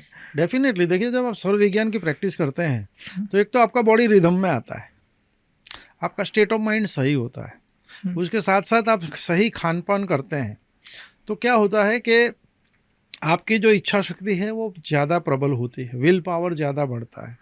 फिर इसमें स्वर विज्ञान में ऐसा भी आप कर सकते हैं कि इसके साथ साथ एक प्रैक्टिस आती है मनोवांछित, जिसमें आप कोई एक विश आपकी जो है उस विश को कैसे फुलफिल कर सकते हैं, उसकी एक प्रैक्टिस है। जब हमारा कोर्स आएगा हम उसमें रखेंगे। तो मनोवांछित जब आप करते हैं, मतलब विश मैनिफेस्टेशन, उसमें भी आप इसको इनकॉर्पोरेट कर सकते हैं और स्वर विज्ञान की जो टेक्निक है उसको अपना सकते हैं। तो आपको उस आदत से छुड़ाने में भी स्वर विज्ञान आपको मदद कर सकता है। आज जिस ज़माने में हम जी रहे हैं, चीज़ें इतनी जल्दी चेंज हो रही है कि लर्निंग करना इज़ वेरी इंपॉर्टेंट हर इंसान को, अगर अपनी ज़िंदगी में, बिकॉज दुनिया कॉम्पिटिटिव हो रही है। तो क्या स्वर विज्ञान सीखना वो उनकी लर्निंग स्पीड बनाने में हेल्प कर सकता है? अवश्य कर सकता है। देखिए, अगर आपने स्वर विज्ञान सीख लिया, आपने स्वर को पहचानना सीख लिया, आपने स्वर को अपनी इच्छा के अनुसार बदलना सीख लिया, तो फिर आप जो है, जो सब्जेक्ट आप पढ़ रहे हैं, इसमें ऐसा होता है कि सपोज आप ऐसे सब्जेक्ट पढ़ रहे हैं जिसमें एक्सरसाइज बहुत है, जैसे मैथ्स है, जैसे साइंस है ना, जिसमें दिमाग पे जोर पड़ता है, जिसमें आपको कैलकुलेट करना पड़ता है, ऐसे सब्जेक्ट को सूर्य सर से पढ़ा जाता है। लेकिन जिसमें आपको पढ़ना है, मेमोराइज करना है, ऐसे जो सब्जेक्ट है उसको आपको चंद्र स्वर में पढ़ना है। जब आप कोई लेक्चर सुन रहे हैं, कुछ स्कूल में या कॉलेज में आप लर्निंग कर रहे हैं या ऑनलाइन कर रहे हैं, अगर उस टाइम आपका चंद्र नाड़ी चालू है तो कंसंट्रेशन वाला सब्जेक्ट है, तो जब आप उसमें करते हैं तो वो आपको पहले से ज़्यादा याद रखता है। इसमें एक टेक्निक और बता दूँ, सपोज आप कुछ पढ़ रहे हैं तो आप कोशिश करें कि वो चंद्र स्वर में पढ़े, और आपकी जो किताब है या आपका मोबाइल है, सपोज आप किंडल में पढ़ रहे हैं या लैपटॉप में पढ़ रहे हैं, तो कोशिश करें कि चंद्र स्वर में तो पढ़े ही, लेकिन वो आपकी डिवाइस जो है वो भी आपकी बाईं तरफ हो, not in the centre, it should be on the left side of your body. तो लेफ्ट साइड पे डिवाइस को रखे या किताब को रखे और फिर पढ़े। उस टाइम आपका चंद्र नाड़ी चालू होना चाहिए, और इसमें एलिमेंट का भी इम्पोर्टेंट है। और सर, अगर कोई सीख रहा है और कई बार क्या होता है कि किसी इंसान को कुछ सीखना है तो आजकल गूगल पे जाके वो सीखते हैं, और गूगल पे काफ़ी मिस इन्फॉर्मेशन अवेलेबल है, जिसकी वजह से काफ़ी वो मिसलीड होते हैं। तो क्या बिना गाइडेंस के ये सीखने में कोई डेंजर है, स्वर विज्ञान को सीखने में? डेफिनेटली है। देखिए, ऐसा कहा जाता है कि कुछ भी आपको सीखना है, सीखने के लिए नहीं, कोई भी चीज़ है ना, आपको एक्सपर्ट के पास ही जाना चाहिए, क्योंकि आपको जो ज्ञान गूगल से मिलेगा वो अपर लेवल का मिलेगा। उसके डीप जो प्रिंसिपल है, उसके फंडामेंटल जो रूल है, जैसे अभी मैं आपको बताऊं, स्वर की बात मैं आपको बता रहा हूं, ठीक है ना, लेकिन कुछ चीजें ऐसी है जिसमें इसमें पंच तत्व का भी इतना ही महत्व है। अभी वो तत्वों को आपने नहीं पहचाना, है ना। जैसे जिसमें आपको जल तत्व चाहिए उसमें अग्नि तत्व में काम कर दिया आपने, तो वो काम आपका नहीं होगा। तो फिर बोलेंगे कि मैंने ये किया लेकिन फिर भी मुझे नहीं हुआ। तो स्वर को समझना, उसकी गहराइयों को समझना, और यूं समझ लो कि 3 दिन का कोई कोर्स करो और यूनिवर्सिटी का आप 4 साल का कोर्स करो, उसमें पढ़ाई होती है। क्यों? गहराई से पढ़ाई होती है, क्योंकि प्रैक्टिस होती है, और आपकी जो गलतियां होती है उसको सुधारने वाला भी कोई होता है। अब गूगल के ज़माने में क्या हो गया है कि आपको ऊपर ऊपर का नॉलेज मिल जाता है, और वो उसकी ऑथेंटिसिटी आपको पता नहीं है कि रखने वाला वो कितना ऑथेंटिक है, उसको इस विषय का कितना ज्ञान है। इसीलिए किसी विद्वान, किसी तज्ञ, किसी एक्सपर्ट के पास ही जाना है। जैसे आँख खराब है तो हम ऑर्थोपेडिक सर्जन के पास तो नहीं जाएंगे, है, या तो कोई सिंपल MBBS के पास नहीं जाएंगे, है ना। आप उसके एक्सपर्ट जो मास्टर है, ऑपरेशन कराना है आपके बोन का तो आप MS ऑर्थो के पास जाएंगे, he is well equipped, well convergent. तो जब भी कुछ भी ऐसी चीज़ करें, किसी एक्सपर्ट के पास ही सीखना चाहिए, तभी जाके आपको पूरा लाभ मिलता है, नहीं तो लाभ की जगह हानि हो जाती है, और फिर हम दोष देते हैं उस विद्या को। तो सर, जैसे आपने बताया कि तत्वों का इसमें बहुत इंपॉर्टेंस होता है, तो उसमें 1-2 एग्जाम्पल अगर आप शेयर कर पाए कि किस तरीके से वो चीज़ें का इस्तेमाल कर सकते हैं लोग, और ये तत्व कौन कौन से हैं और किस तरीके से लोग उसको सीख सकते हैं। देखिए, जब भी आप तत्वों की बात करेंगे तो मैं सबसे पहले इसका सबसे बड़ा, एक तो 5 तत्व होते हैं, पंच महाभूत बोलते हैं। The entire universe is made of 5 element. पूरा जो ब्रह्मांड है वो पंच तत्वों से बना है, ठीक है। हमारा जो शरीर है वो भी पंच तत्वों से बना है।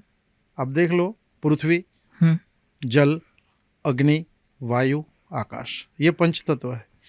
शरीर हमारा बना है, इसकी सबसे बड़ा सबूत क्या है? हम जो खाना खाते हैं उसको पचाने के लिए हमें क्या चाहिए? जठराग्नि, है ना, फायर एलिमेंट। हमारा बॉडी का टेम्परेचर 98.3 बॉडी मेंटेन रखती है। आप -16 में चले जाओ फिर भी आपका बॉडी का टेम्परेचर वही रहता है। वो क्या करता है, क्यों रहता है? आपके बॉडी का फायर एलिमेंट सूर्य नाड़ी वो करता है ना। जैसे किसी को सर्दी जुकाम बहुत हो जाता है ना, बार बार हो जाता है, वो क्या है? आपके बॉडी में वाटर एलिमेंट ज़्यादा है, इम्बैलेंस, है ना।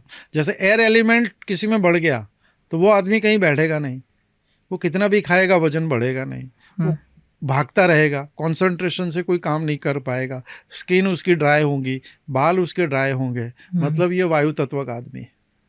ऐसे जो पंच तत्व हैं वो हमारे बॉडी में भी है। जैसे हमारी 3 प्रकृति होती है आयुर्वेद के हिसाब से, कफ, पित्त, वायु, उसमें भी ये पंच तत्व है। जैसे कफ प्रकृति है तो उसमें पृथ्वी तत्व और जल तत्व है, पित्त में अग्नि है, वायु में वायु और आकाश है। तो ये पंच तत्व इसमें भी आ गया। तो स्वर विज्ञान में भी पंच तत्व है, और उसकी लेंथ है। हमारी जो सांस निकलती है उसमें 20 अगर उंगल आपका श्वास निकल रहा है,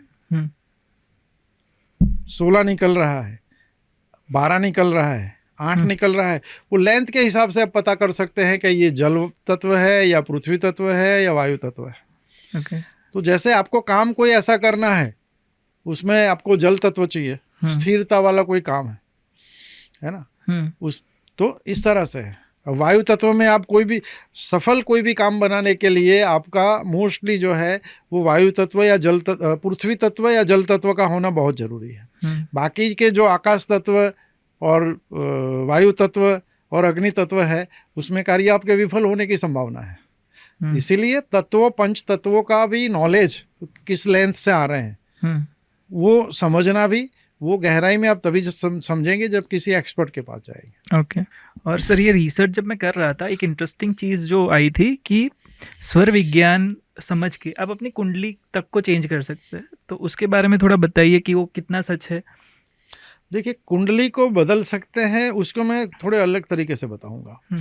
कुंडली में क्या होता है, आपका जन्म जिस वक्त हुआ, जिस नक्षत्र में हुआ, उस हिसाब से आपकी डेस्टिनी बनती है एस्ट्रोलॉजी के हिसाब से, और उसी के हिसाब से आपके जीवन में घटनाएं होती है। ठीक है, अब जैसे इसमें आया कि भाई आपका कोई अकस्मात बनने का योग है या कुछ नेगेटिव होने का योग है, लेकिन अगर आप स्वर विज्ञान को प्रैक्टिस करते हैं, आपने सुबह उठ के ही चंद्र, उस टाइम तिथि ऐसी थी कि चंद्र स्वर होना चाहिए, वार ऐसा था चंद्र, और उस दिन आपने अगर इसको कर लिया, सुबह उठ के जो मैंने पहले बताई प्रैक्टिस वो कर लिया है, दिन आप निकलते वक्त भी उसी तरह उसको कर लिया, तो क्या हुआ, आपने उसमें जो आपके कुंडली में जो होना लिखा है, लेकिन स्वर की प्रैक्टिस की है, तो वो चीज़ें जो होनी है, या तो उसकी जो तीव्रता है वो कम हो जाएगी या वो घटना ही नहीं घटेगी। तो कुंडली नहीं बदलती है, परिणाम बदलते हैं। Nice, interesting. जैसे एक एक्सीडेंट लिखा है, तो एक्सीडेंट में जान भी जा सकती है, फ्रैक्चर भी हो सकता है। और कभी कभी आपने देखी होगी कि गाड़ी ऐसी अकस्मात होती है, ऐसी गंभीर अकस्मात होता है कि उसको देख के आपको लगेगा कि इसमें बैठा हुआ कोई भी नहीं बचा होगा, और फिर भी किसी को जरा सी चोट भी नहीं आती। और कई एक्सीडेंट ऐसे होते हैं कि बंदा टू व्हीलर से गिरा और चोट कहीं भी नहीं है, लेकिन एक पत्थर पड़ा था, उसका पॉइंट कहीं ऐसे वाइटल पॉइंट पे लग गया और आदमी को मतलब बेहोश हो गया और कुछ दिन में वो एक्सपायर भी हो गया। तो नेचर ऑफ एक्सीडेंट कितना भी गहरा हो, कितना भी सीरियस हो, स्वर विज्ञान का प्रैक्टिस करते हैं आप, इसमें एक सुरक्षा कवच बनाने की भी प्रैक्टिस है। तो मैं रोज बनाता हूँ। अगर वो जो आपने कर लिया, तो यूं समझ ले कि आप अपने आसपास एक बुलेट प्रूफ जैकेट पहन के घूम रहे हैं, ये भी हो सकता है। बेसिकली एक एनर्जी का एक आप सर्कल अपने आसपास कर देते हैं, ताकि वो चीज़ें बाहर की जो एनर्जी की आपको होनी है, नेगेटिव चीज़ें, उसकी इम्पैक्ट इतनी नहीं होगी। Okay, interesting. सर एक और चीज़ थी कि ऐसा माना जाता है कि स्वर विज्ञान सीख के आप किसी का झूठ भी पकड़ सकते हैं, तो उसमें कितना सच है, क्योंकि ये काफ़ी लोग जानना चाहते हैं ये बारे में। देखिए, ये आपने जो बताया ये 100% सत्य है। आप अपने सांसों के आधार पर आपका कौन सा स्वर चल रहा है, उस टाइम आपके सामने वाला बंदा जो है वो जो बोल रहा है वो किस दिशा में बैठा है, आपके भरे हुए स्वर में बैठा है या खाली स्वर में बैठा है, उस टाइम आपका ब्रीदिंग चालू है, उस टाइम आप एक्सेल कर रहे हैं या इनहेल कर रहे हैं, उसके ऊपर से भी आप तय कर सकते हैं कि सामने वाला बंदा झूठ बोल रहा है या सच बोल रहा है। इतना ही नहीं, कोई सवाल भी आपको पूछने आता है, जैसे कोई पूछेगा कि मैं इंटरव्यू देने जा रहा हूँ तो मुझे नौकरी मिलेगी या नहीं, तो वो मिलेगी या नहीं, वो भविष्य की गणना भी आप स्वर के आधार पे कर सकते हैं, और वो मिले उसके लिए क्या करना चाहिए वो भी स्वर की प्रैक्टिस बता सकती है कि इंटरव्यू में ये करो तो मिलने की संभावना है। एक चीज़ जो इंटरेस्टिंग जानने को मिली थी कि जब कोई मेहनत वाला काम कोई इंसान करता है तो वो चिल्लाते हैं, तो उसका मैंने कहीं पे पढ़ा कि स्वर विज्ञान में इसलिए उसका लॉजिक दिया गया है कि उस वक्त अगर चिल्लाने से आपकी सूर्य नाड़ी एक्टिव हो जाती है, और वो जो काम आप करने वाले हैं बेसिकली आप अपने आप को प्रिपेयर कर रहे हैं। तो क्या ये सच है? एकदम सच है। इसलिए आप पुराने ज़माने में देखें तो जब भी कोई ऐसा काम करने जाते थे तो स्लोगन बोले जाते थे।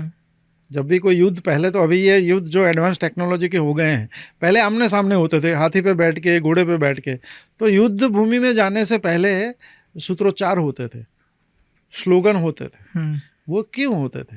ताकि आपकी एनर्जी बढ़े और आपकी जो सूर्य नाड़ी है वो एक्टिव हो जाए, क्योंकि ये कार्य जो है इस बहुत ऊर्जा चाहिए, मोटिवेशन चाहिए, पैशन चाहिए, एग्रेशन चाहिए, तो वो सूर्य नाड़ी से ही संभव है।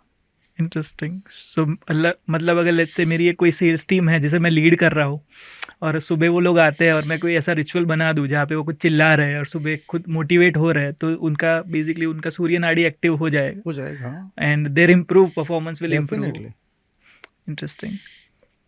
अभी एक क्वेश्चन था सर कि लॉ ऑफ अट्रैक्शन, काफ़ी लोगों का मानना है कि वो हर चीज़ जो सिखाई जाती है लॉ ऑफ अट्रैक्शन में वो करते हैं, फिर भी उनको सफलता नहीं मिलती है। तो स्वर विज्ञान में क्या इसके बारे में कुछ कहा गया है? देखिए, लॉ ऑफ अट्रैक्शन जो वर्ड है वो पश्चिम से आया हुआ शब्द है, ठीक है ना। लेकिन अब अगर आप भारतीय संस्कृति का अभ्यास करेंगे, और ख़ास करके स्वर विज्ञान के रेफरेंस से मैं बताना चाहूँगा, तो मैंने आपको बताया था कि एक मनोवांछित करके एक प्रैक्टिस हमारी होती है। उसमें क्या है, बेसिक वस्तु स्वर विज्ञान के अंदर लॉ ऑफ अट्रैक्शन पहले से है, लेकिन शब्द क्योंकि ये बाहर से आया, पश्चिम से आया है, इसलिए हमने इसको कनेक्ट नहीं किया, है ना। लेकिन स्वर विज्ञान में मैनिफेस्टेशन, विश मैनिफेस्टेशन होती है। जैसे मैंने आपको बताया था कि जब भी आप कोई भी पैर रखें, सांस भर के रखें, कोई भी काम करें सांस भर के रखें। तो अगर आप लॉ ऑफ अट्रैक्शन को प्रैक्टिस कर रहे हैं, तो अगर उस टाइम आप जो विश मांगते हैं, कोई अफर्मेशन करते हैं, कोई भी चीज़ आप डिज़ायर करते हैं, कुछ भी विश करते हैं, अगर आप पेपर पे लिख भी रहे हैं या आप मन में ही अपनी विश को वो क्रिएट कर रहे हैं, तो अगर आपको सफलता अभी तक नहीं मिली है, तो मैं आपको ये सलाह देता हूँ कि अब जब भी ये लॉ ऑफ अट्रैक्शन की प्रैक्टिस करें, तो आप सांस भर के करें और अपनी सांस को मणिपुर चक्र तक लेके जाइए। गहराई जितना हो सके उतनी गहराई तक लेके जाइए, और कम से कम 9 सेकंड या 28 सेकंड या 27 सेकंड तक उस सांस को होल्ड करें और अपनी विश को वहाँ तक लेके जाइए। एंड फील एज इफ आपकी विश जो है मणिपुर चक्र तक पहुँची है, और ये चक्र जो है मैनिफेस्टेशन का चक्र है। मतलब अगर आपने गहराई से सांस ली, अपनी विश को उसमें भरा और ये मणिपुर चक्र तक गई और 9, 18 या 27 सेकंड तक रुकी, मतलब आपकी विश के फुलफिल होने के चांसेस बहुत बढ़ गए। तो रेशियो जो अभी का है वो बहुत कम हो जाएगा फेल्योर का। So mainly law of attraction सीखने के बाद अगर ये चीज़ इस्तेमाल करते हैं तो आप उनका ज्ञान पूर्ण हो जाता है। हाँ, इंटरेस्टिंग। अभी स्वर विज्ञान में आजकल एंजाइटी, स्ट्रेस, ये बहुत ही ज़्यादा कॉमन इश्यूज हो चुके हैं, जिसकी वजह से sleep issues is a very big subject. तो स्लीप में को इम्प्रूव करने के लिए स्वर विज्ञान किस तरीके से हेल्प कर सकता है? देखिए, मैंने बताया आपको कि ये होता क्यों है, एंजाइटी, स्ट्रेस, ये होता क्यों है? क्योंकि आपके बॉडी का जो रिदम है वो डिस्टर्ब हो गया है, आपके बॉडी का जो पंच तत्व है वो डिस्टर्ब हो गया है। अभी आप एक बार स्वर विज्ञान को रेगुलरली फॉलो करने लगेंगे, ये ओवरनाइट नहीं हो जाएगा, रेगुलरली फॉलो करने लगेंगे, जब खाना आपका सही होगा, जब आप सूर्य नाड़ी में खाएंगे, जब आप चंद्र नाड़ी में पानी पिएंगे, इवन आपको जब आप टॉयलेट जाते हैं तो टॉयलेट भी आपको सूर्य नाड़ी में करना है, और यूरिन पास जो है आपको चंद्र नाड़ी में करना है। जब इस सारी चीज़ों को आप प्रैक्टिस में लाएंगे और बॉडी को स्वर विज्ञान के साथ अलाइन करेंगे, तो धीरे धीरे धीरे आपका बॉडी जो है वो शिफ्ट हो जाएगा, स्टेट ऑफ माइंड सही हो जाएगा। और जो मैंने आपको डीप ब्रीदिंग की प्रैक्टिस बताई, जब भी आप गहरी सांस लेते हैं और आप होल्ड करते हैं, कुंभक करते हैं, तो आपके बॉडी में जो भी ऑर्गन है उन सब ऑर्गन को अच्छी मात्रा में सफिशिएंट अमाउंट ऑफ ऑक्सीजन मिलता है, तो ऑर्गन सही तरह से काम करते हैं। तो ब्रेन भी आपका एक ऑर्गन है, और स्लीप डिसऑर्डर जो है, एंग्जाइटी है, वो सारा माइंड रिलेटेड काम है। तो जब आपके ब्रेन को भी अच्छी मात्रा में अच्छा ऑक्सीजन मिलता है, जब आप मैनिफेस्ट भी करते हैं, जब आप स्वर को भी प्रैक्टिस करते हैं, तो आपका दिमाग भी संतुलित रहता है। और जब दिमाग को अच्छी ऑक्सीजन मिलती है, जब दिमाग भी आपका एक्टिवेट होता है, तो एंग्जाइटी अपने आप धीरे धीरे कम होने लगती है, और विश मैनिफेस्टेशन वाली प्रैक्टिस इसमें चमत्कार का काम कर सकती है। ओके सर, हमारी जो ऑडियंस है उसमें काफ़ी ऐसे लोग होंगे जो शायद हमारे स्क्रिप्चर्स में उतना बिलीव नहीं करते, तो उनको क्या मॉडर्न साइंस के सारे एविडेंस चाहिए होते हैं, तो मॉडर्न साइंस में भी काफ़ी है कि आपकी ब्रेन एक्टिविटीज़ को लेके कि आपका राइट ब्रेन लेफ्ट ब्रेन, तो उसके साथ स्वर विज्ञान किस तरीके से जुड़ा हुआ है वो थोड़ा बताइए, तो उन लोगों को मिले कि उनको वो मॉडर्न प्रूफ मिल जाए। देखिए, अगर आप हमारी एंशिएंट जितने भी स्क्रिप्चर है आप देखेंगे तो साइंटिफिक ही है सारी चीज़ें, लेकिन फिर भी मैं आपको बता दूं, देखिए जैसे आप चंद्र नाड़ी है ना, वो जो हमारी है वो राइट ब्रेन को गवर्न करती है, और सूर्य नाड़ी जो है हमारी लेफ्ट ब्रेन को गवर्न करती है, जो लॉजिकल ब्रेन है। तो आप देखेंगे कि चंद्र नाड़ी के कार्य को आप देखेंगे, जिस तरह के जो कार्य हैं वो आप देखेंगे तो वो ही कार्य राइट ब्रेन के हैं। और अगर आप सूर्य नाड़ी के जो एक्टिविटी जो मैंने आपको बताई वो एक्टिविटी को आप रिलेट करेंगे तो वो लेफ्ट ब्रेन से रिलेटेड होंगे। मतलब आपका लेफ्ट जो नॉस्ट्रिल है वो राइट ब्रेन के साथ कनेक्टेड है, और राइट नॉस्ट्रिल जो है आपकी लेफ्ट ब्रेन के साथ कनेक्टेड है। तो ये पूरा साइंस ही है। तो मेनली अगर क्रिएटिव काम करना है तो राइट ब्रेन एक्टिवेट होता है, हाँ, और लॉजिकल करना है तो लेफ्ट ब्रेन। लेफ्ट। उसके हम प्रूफ जितने भी साइंटिफिक है हम इस पॉडकास्ट के नीचे डाल देंगे तो लोगों को मिल जाए वो कि मॉडर्न साइंस ने भी ये चीज़ों को प्रूव करा है। हाँ, और दूसरा, प्रत्यक्ष को प्रमाण की जरूरत नहीं है। आप स्वर विज्ञान को सुनो और प्रैक्टिस करो, और इसके आपने जो बताया उसके लिए मैं एक और टिप देता हूँ आपको, कैसे ये स्वर काम करता है इसका आपको प्रमाण मिल जाएगा। जैसे दीपक हम हर रोज करते हैं, पूजा जो करते हैं, है ना, या तो नहीं करते तो कभी कभी किसी चीज़ के लिए हमको दीपक जलाना पड़ता है। तो आप एक प्रैक्टिस करें कि आप एक दीपक, 2 दीपक ले लें, है ना। एक दीपक जो है उसके अंदर आप तेल या घी जो भी डालें, उसको आप देखें कि चंद्र स्वर में आप प्रैक्टिस करें, चंद्र स्वर में। और जब आपकी सांसें जो हैं 16 या 20 उंगल तक चल रही है, अभी मैं तत्वों में नहीं जाऊंगा क्योंकि लोग कंफ्यूज हो जाएंगे। तो जब आपकी सांस की लेंथ जो है ब्रीथ की वो अगर 16 या 20 उंगल है, उस टाइम अगर आप चंद्र स्वर में बाएं हाथ से दिया जलाते हैं, एक दिया ऐसे जलाए, ठीक है, और दूसरा दिया जो है आप सूर्य स्वर में जलाए, और उस टाइम आपकी सांस की लेंथ कोई भी हो लेकिन आप छोड़ते हुए जलाए, सांस को छोड़ते हुए। जो चंद्र स्वर में है वो सांस लेते हुए 16 या 20 उंगल जब आपकी लेंथ चेक कर लेना है, फिर सांस को भरना है और फिर दीपक जलाना है चंद्र स्वर में। और उसके साथ आपको सूर्य स्वर में दूसरा दिया जलाना है जिसमें आपको सांस छोड़ के जलाना है। जब आप देखेंगे तो जो सूर्य स्वर में आपने दीपक जलाया है सांस छोड़ते हुए राइट हैंड से, वो कम समय तक वो दिया जलेगा, तेल बहुत जल्दी खत्म हो जाएगा। और जो लेफ्ट स्वर से चंद्र स्वर में पृथ्वी या जल तत्व जो होता है, जो 16-20 उंगल मैंने आपको बताया, उसमें जो आप जलाएंगे तो वो जो दीपक है वो जो सूर्य स्वर में जलाया दीपक है उससे 4 से 5 गुना ज़्यादा टाइम चलेगा। तो उसी से आपको पता चल जाएगा कि ये सांस भरकर और एक स्पेसिफिक स्वर में काम करने से कितना फर्क पड़ता है। सर आपने कहा वो उंगल को मेजर करके, हाँ, वो ऐसे देखिए 4 उंगल है ये, फिर 8 उंगल हुआ, फिर ये 12 हुआ, फिर ये 16 हुआ और ये 20 हुआ, तो ये इधर आ गया। तो अगर मैं हाथ ऐसे रखता हूँ, हाँ, ऐसे देखना है, तो कहाँ तक वो हिट हो रहा है। हाँ, ओके, इंटरेस्टिंग। स्वर विज्ञान और उसका स्पिरिचुअल सिग्निफिकेंस क्या है? क्योंकि मैंने जो रिसर्च करा कि आपकी सुषुम्ना नाड़ी जो है, तब आप आई थिंक मेडिटेशन करते हैं तब वो नाड़ी एक्टिवेट होनी चाहिए, और उसका स्पिरिचुअल सिग्निफिकेंस के बारे में थोड़ा बताइए सर। देखिए, सुषुम्ना नाड़ी है वो जो है, इसका अध्यात्म के साथ क्या कनेक्शन है, इसका सीधा प्रमाण ये है कि जो भी ध्यानी है, जो भी योगी है, जो साधना सिद्ध करते हैं, उन लोगों की ज़्यादातर सुषुम्ना नाड़ी एक्टिव होती है, क्योंकि वो सांसारिक जीवन नहीं जीते हैं, वो अपने खुद के एनलाइनमेंट के लिए जीते हैं या समाज के एनलाइनमेंट के लिए जीते हैं। तो आपने सुना होगा कि कुछ लोग जो होते हैं जो बोलते हैं वो हो जाता है। तो ऐसा कहा जाता है जब आप सुषुम्ना नाड़ी में जब कोई सिद्ध पुरुष बोलता है, वो जो बोलता है वो हो जाता है।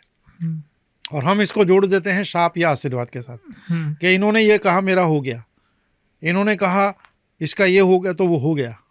श्राप आशीर्वाद नहीं होते हैं, ये जो आपके शब्द सुषुम्ना नाड़ी के वक्त बोले गए हैं ये उसका रिजल्ट है। सर सुषुम्ना नाड़ी से काफ़ी डेंजर्स भी रिलेटेड है, तो वो भी सर साथ में बता ही दीजिएगा, क्योंकि काफ़ी लोगों को लगेगा कि ये तो बहुत अच्छा पावर है और वो कोशिश करेंगे बिना सोचे समझे, तो उसका भी बता दीजिएगा कि सांसारिक कामों में आई थिंक उसका यूज़ नहीं कर हाँ, सकते। मैंने बताया ना आपको, दुनियावी सांसारिक जितने भी काम है, मटेरियलिस्टिक जितने भी काम है, उसमें कभी सुषुम्ना नाड़ी का प्रयोग नहीं करना है। उसमें जो भी काम करेंगे विफल हो जाएगा।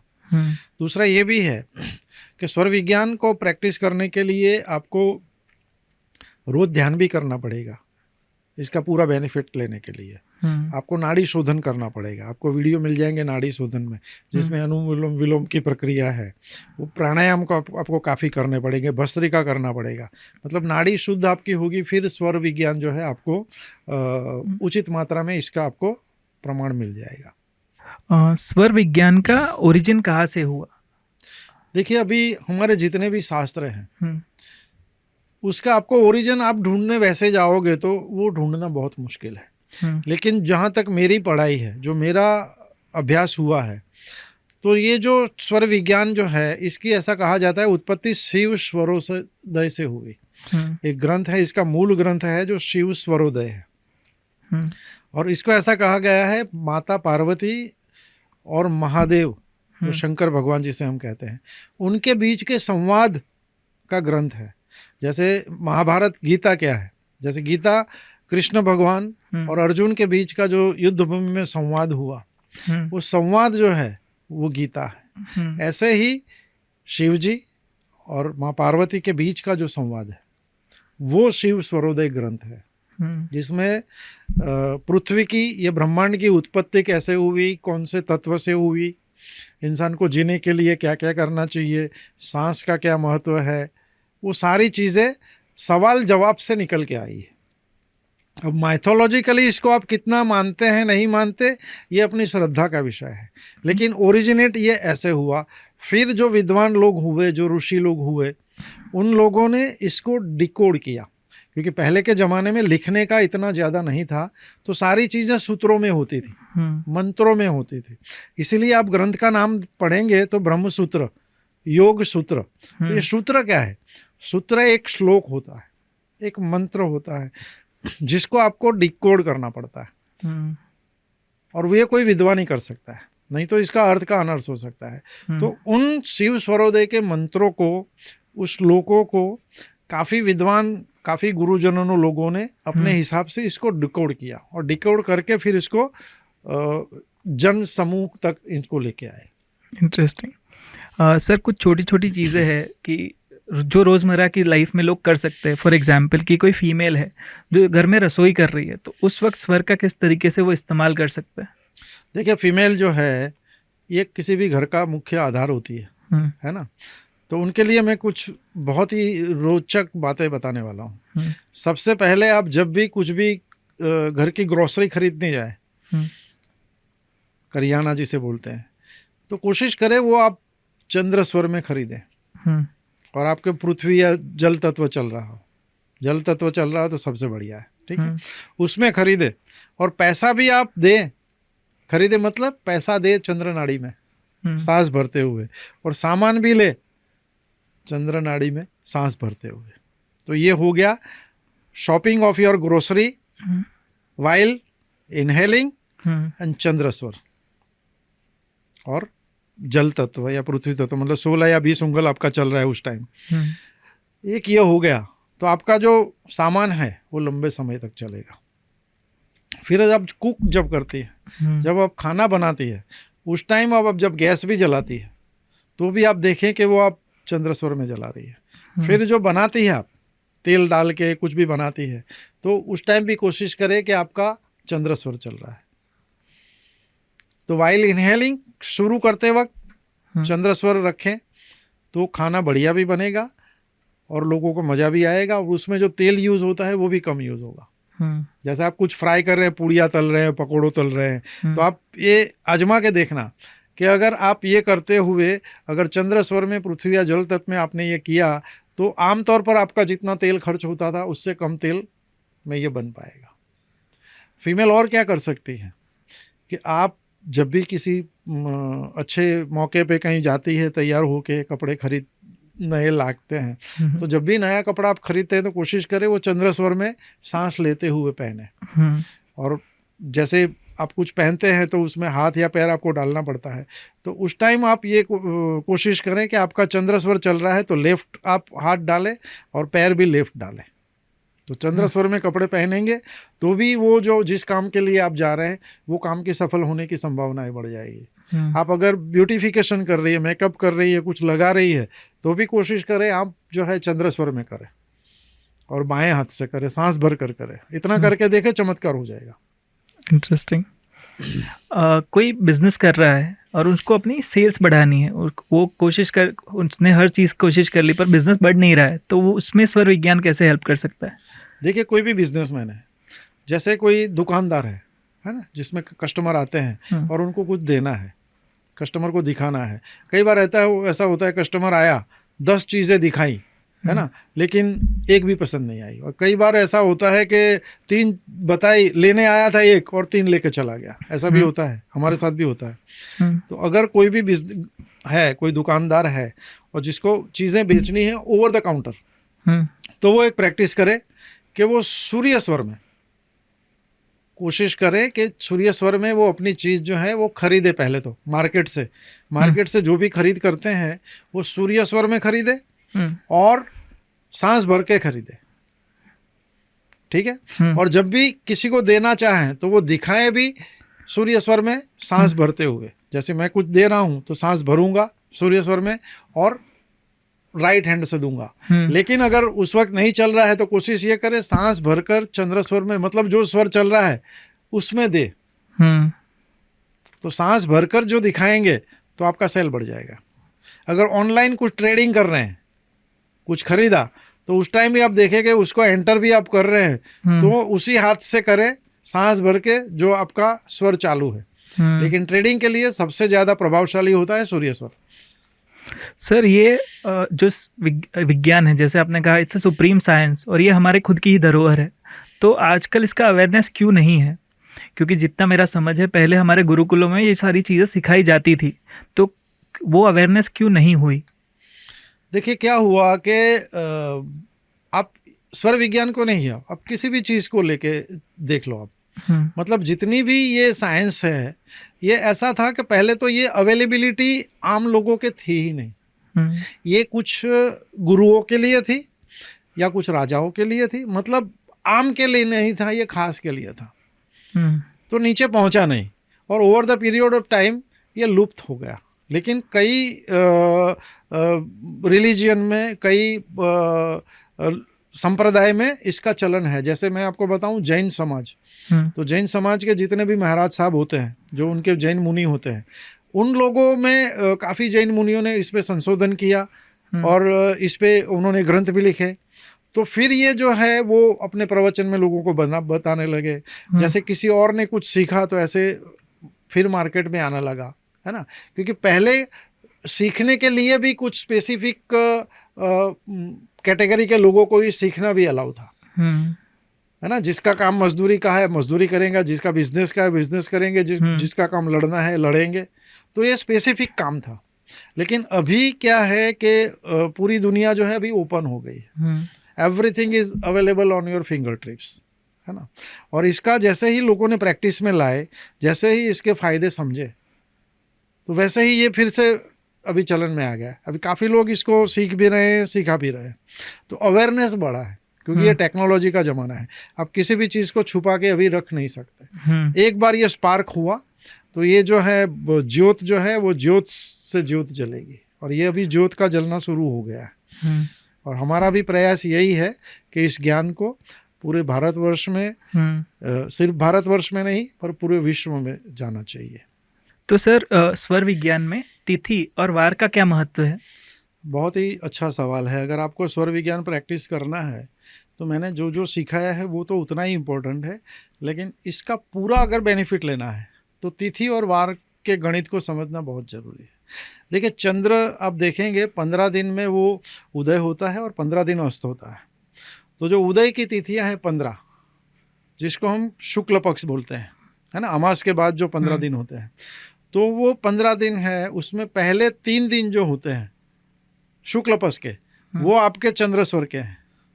फिर बाद के 3 दिन जो है वो सूर्य स्वर। ऐसे 3 दिन जो है वो उस पे बदलते हैं। तो शुक्ल पक्ष के 9 दिन जो है वो चंद्र के हैं और 6 दिन है सूर्य के। मतलब पहले 3 दिन चंद्र के, फिर 3 दिन शुक्र के, फिर चंद्र, फिर सूर्य और फिर चंद्र। तो ऐसे आपको देखना है। शुक्ल पक्ष में पहले 3 तिथियां जो होती है वो चंद्र की, और कृष्ण पक्ष जिसमें पूर्णिमा के बाद के जो 15 दिन है जिसमें चंद्र घटता जाता है, उसमें पहले दिन आपके सूर्य स्वर के हैं और उसके बाद के 3 दिन जो है वो चंद्र स्वर के हैं। तो इसमें कृष्ण पक्ष में आपकी जो तिथियां हैं वो 9 तिथियां जो है वो सूर्य स्वर की है और 6 तिथियां चंद्र स्वर की है। और उसी के साथ वार का भी इम्पोर्टेंस है। जैसे सोम, बुध, गुरु, शुक्र, ये 5 दिन जो आपके 4 दिन है, ये सोम, बुध, गुरु, शुक्र, ये चंद्र स्वर के, और शनि, रवि और मंगल, ये 3 दिन जो है ये सूर्य स्वर के। तो अब इसको समझना कैसे है कि आपको उठना जो है वो तिथि के हिसाब से है, लेकिन काम जो करना है वो उसमें वार का ध्यान रखना है। जैसे आप सूर्य स्वर का काम करना चाहते हैं तो सूर्य स्वर की तिथि और सूर्य स्वर के दिन,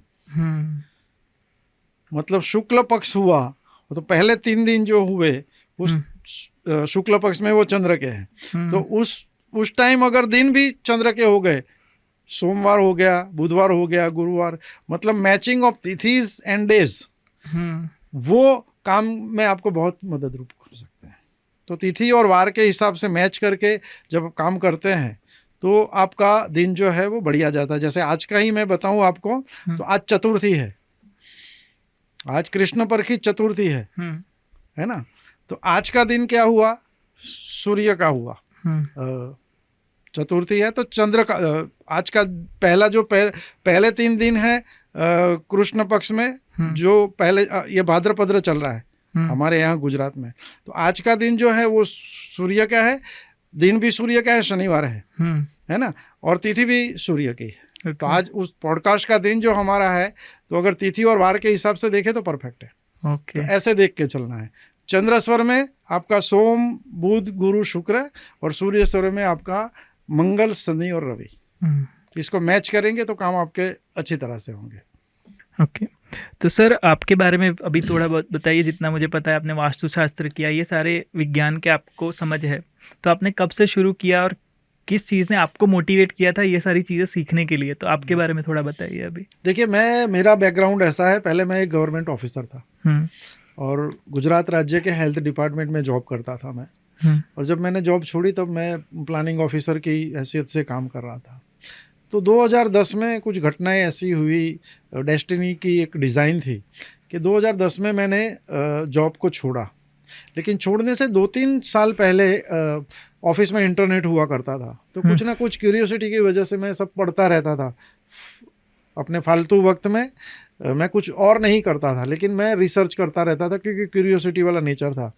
तो वो पढ़ने में ये वास्तु भी आया दिमाग में, एस्ट्रोलॉजी भी दिमाग में आया, और लॉजिकल माइंड था तो उसमें जो लिखा था उसको हकीकत के साथ जोड़कर देखना शुरू किया।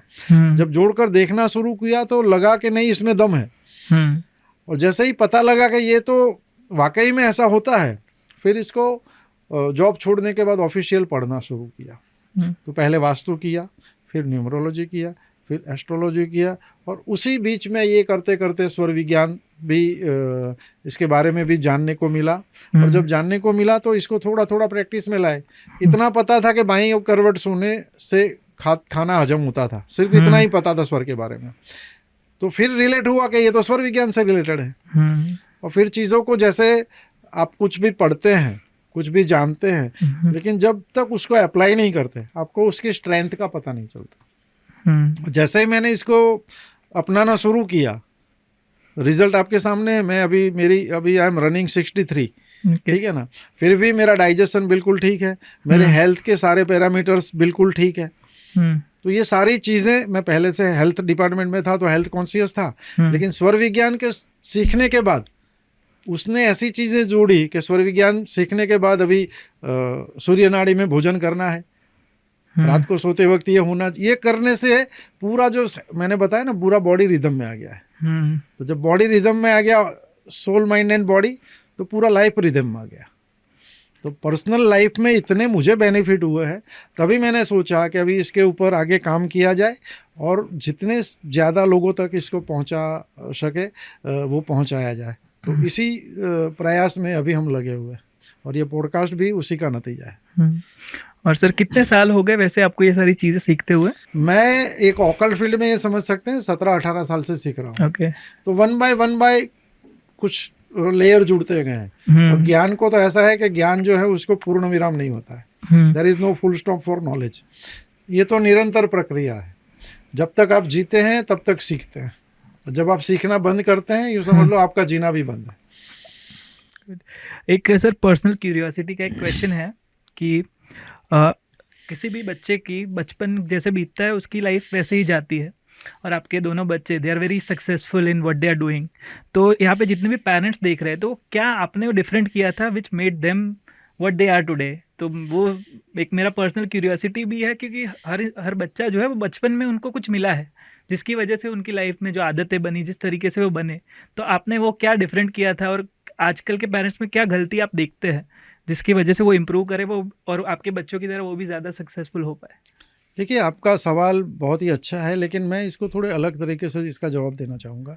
पहले मैं खुद ये मानता हूँ, कुछ भी चीज़ हम नहीं करते हैं, कोई एनर्जी है जो आपको ड्राइव करती है ये करवाने के लिए। तो मैं तो ये चीज़ें करने के लिए, ये ईश्वर का मतलब पूरा डिज़ाइन था कि अभी शिवांगी इस फील्ड में जाएगी, नक्षत्र इस फील्ड में जाएगा, तो वी हैव बिकम मीडियम।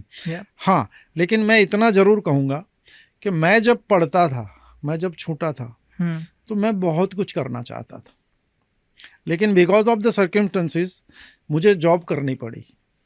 तो उस टाइम मैंने सोचा था कि परिस्थितियों ने मुझे वो नहीं करने दिया जो मैं करना चाहता था। तो मैं आई विल मेक श्योर कि मेरे जब भी बच्चे होंगे तो उनको मैं अपनी कोई इच्छा नहीं थोपूंगा, और मैं वो सब करने दूंगा उनको जो वो करना चाहते हैं। ये मेरा डिज़ायर पहले से था।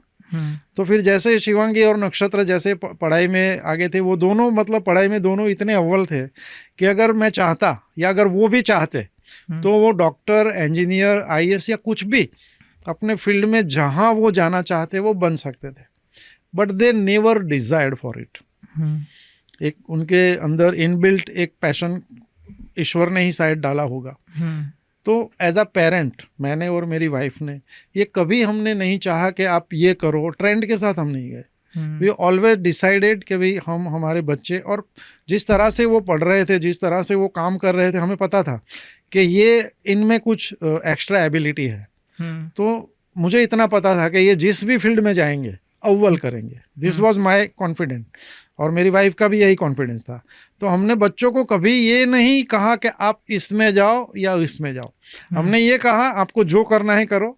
We are here to encourage you, we are here to support you. Parents का काम क्या होता है कि बच्चों को सही मार्गदर्शन करे और सजेशन दे, कोई चीज करने के लिए कंपेल ना करे, है ना।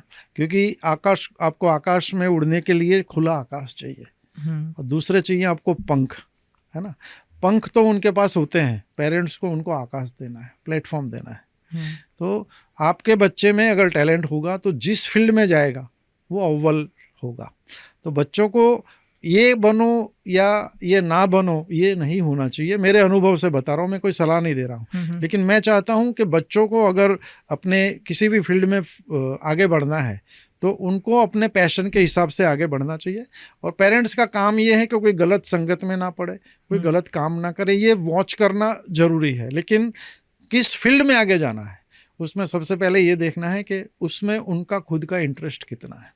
फिर उसके लिए उनको जो चाहिए वो चीज़ें मुहैया कराए, उनको एनकरेज करे, और निष्फलताओं में भी उनके साथ बने रहे। ये नहीं होना चाहिए कि एक दो कुछ चीज़ें कोशिश करी और फिर सफल नहीं हुए तो फिर से मेन स्ट्रीम में आ जाओ। नहीं, अगर उनका पैशन है तो लेटर और sooner success is always yours. Interesting. तो सर अभी क्लोजिंग में आप स्वर विज्ञान के बारे में एक समअप थोड़ा सा कर दीजिए, और जो लोग सीखना चाहते हैं वो कैसे सीख सकते हैं, इस चीज़ के बारे में थोड़ा बता दीजिए।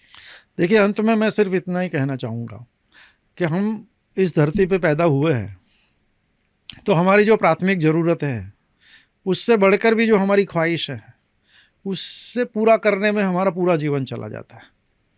तो मैं ये कहना चाहूँ कि जो भी आप पाना चाहते हैं, वो बेशक आप ख्वाहिश रखें, लेकिन अगर आपने स्वर विज्ञान को समझ लिया, अगर इसको लाइफ में प्रैक्टिस करने लगे, तो आप जो पाना चाहते हैं वो तो पा सकेंगे, लेकिन आप एक अच्छी, हेल्दी और लंबी लाइफ भी जी सकेंगे। और अगर आप हेल्दी हैं, अगर आप स्वस्थ हैं, अगर आप में भरपूर एनर्जी है, तो ना सिर्फ आप अपने परिवार के लिए अच्छा कर सकते हैं, अपने राष्ट्र के लिए भी योगदान कर सकते हैं, क्योंकि जितना सिटीजन हेल्दी होगा, जितना एनर्जेटिक होगा, जितना एक्टिव होगा, उस देश का जीडीपी भी उतना बढ़ेगा।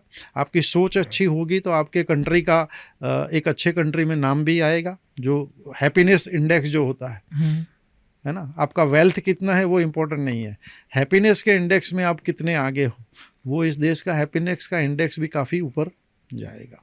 तो स्वर विज्ञान सबको सीखना चाहिए, और ये बहुत कम जगह सिखाया जाता है।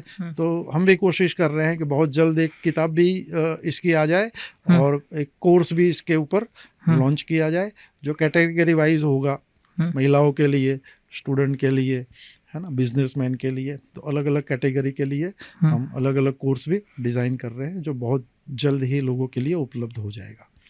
उसके लिंक्स हम इस पॉडकास्ट के नीचे ही रख देंगे, तो जितने भी लोगों को आपको कांटेक्ट करना है वो कर पाएंगे। Definitely. Okay, thank you sir, it's a great podcast और काफ़ी नई चीज़ें सीखने को मिली, सो रियली थैंक। मुझे भी बहुत खुशी हुई, क्योंकि ये आपने, मैं जो मिशन लेके चला हूँ, उस मिशन को आगे ले जाने में ये पॉडकास्ट काफ़ी मदद करेगा, इसलिए मैं आपका भी धन्यवाद करता हूँ। Thank you. Thank you.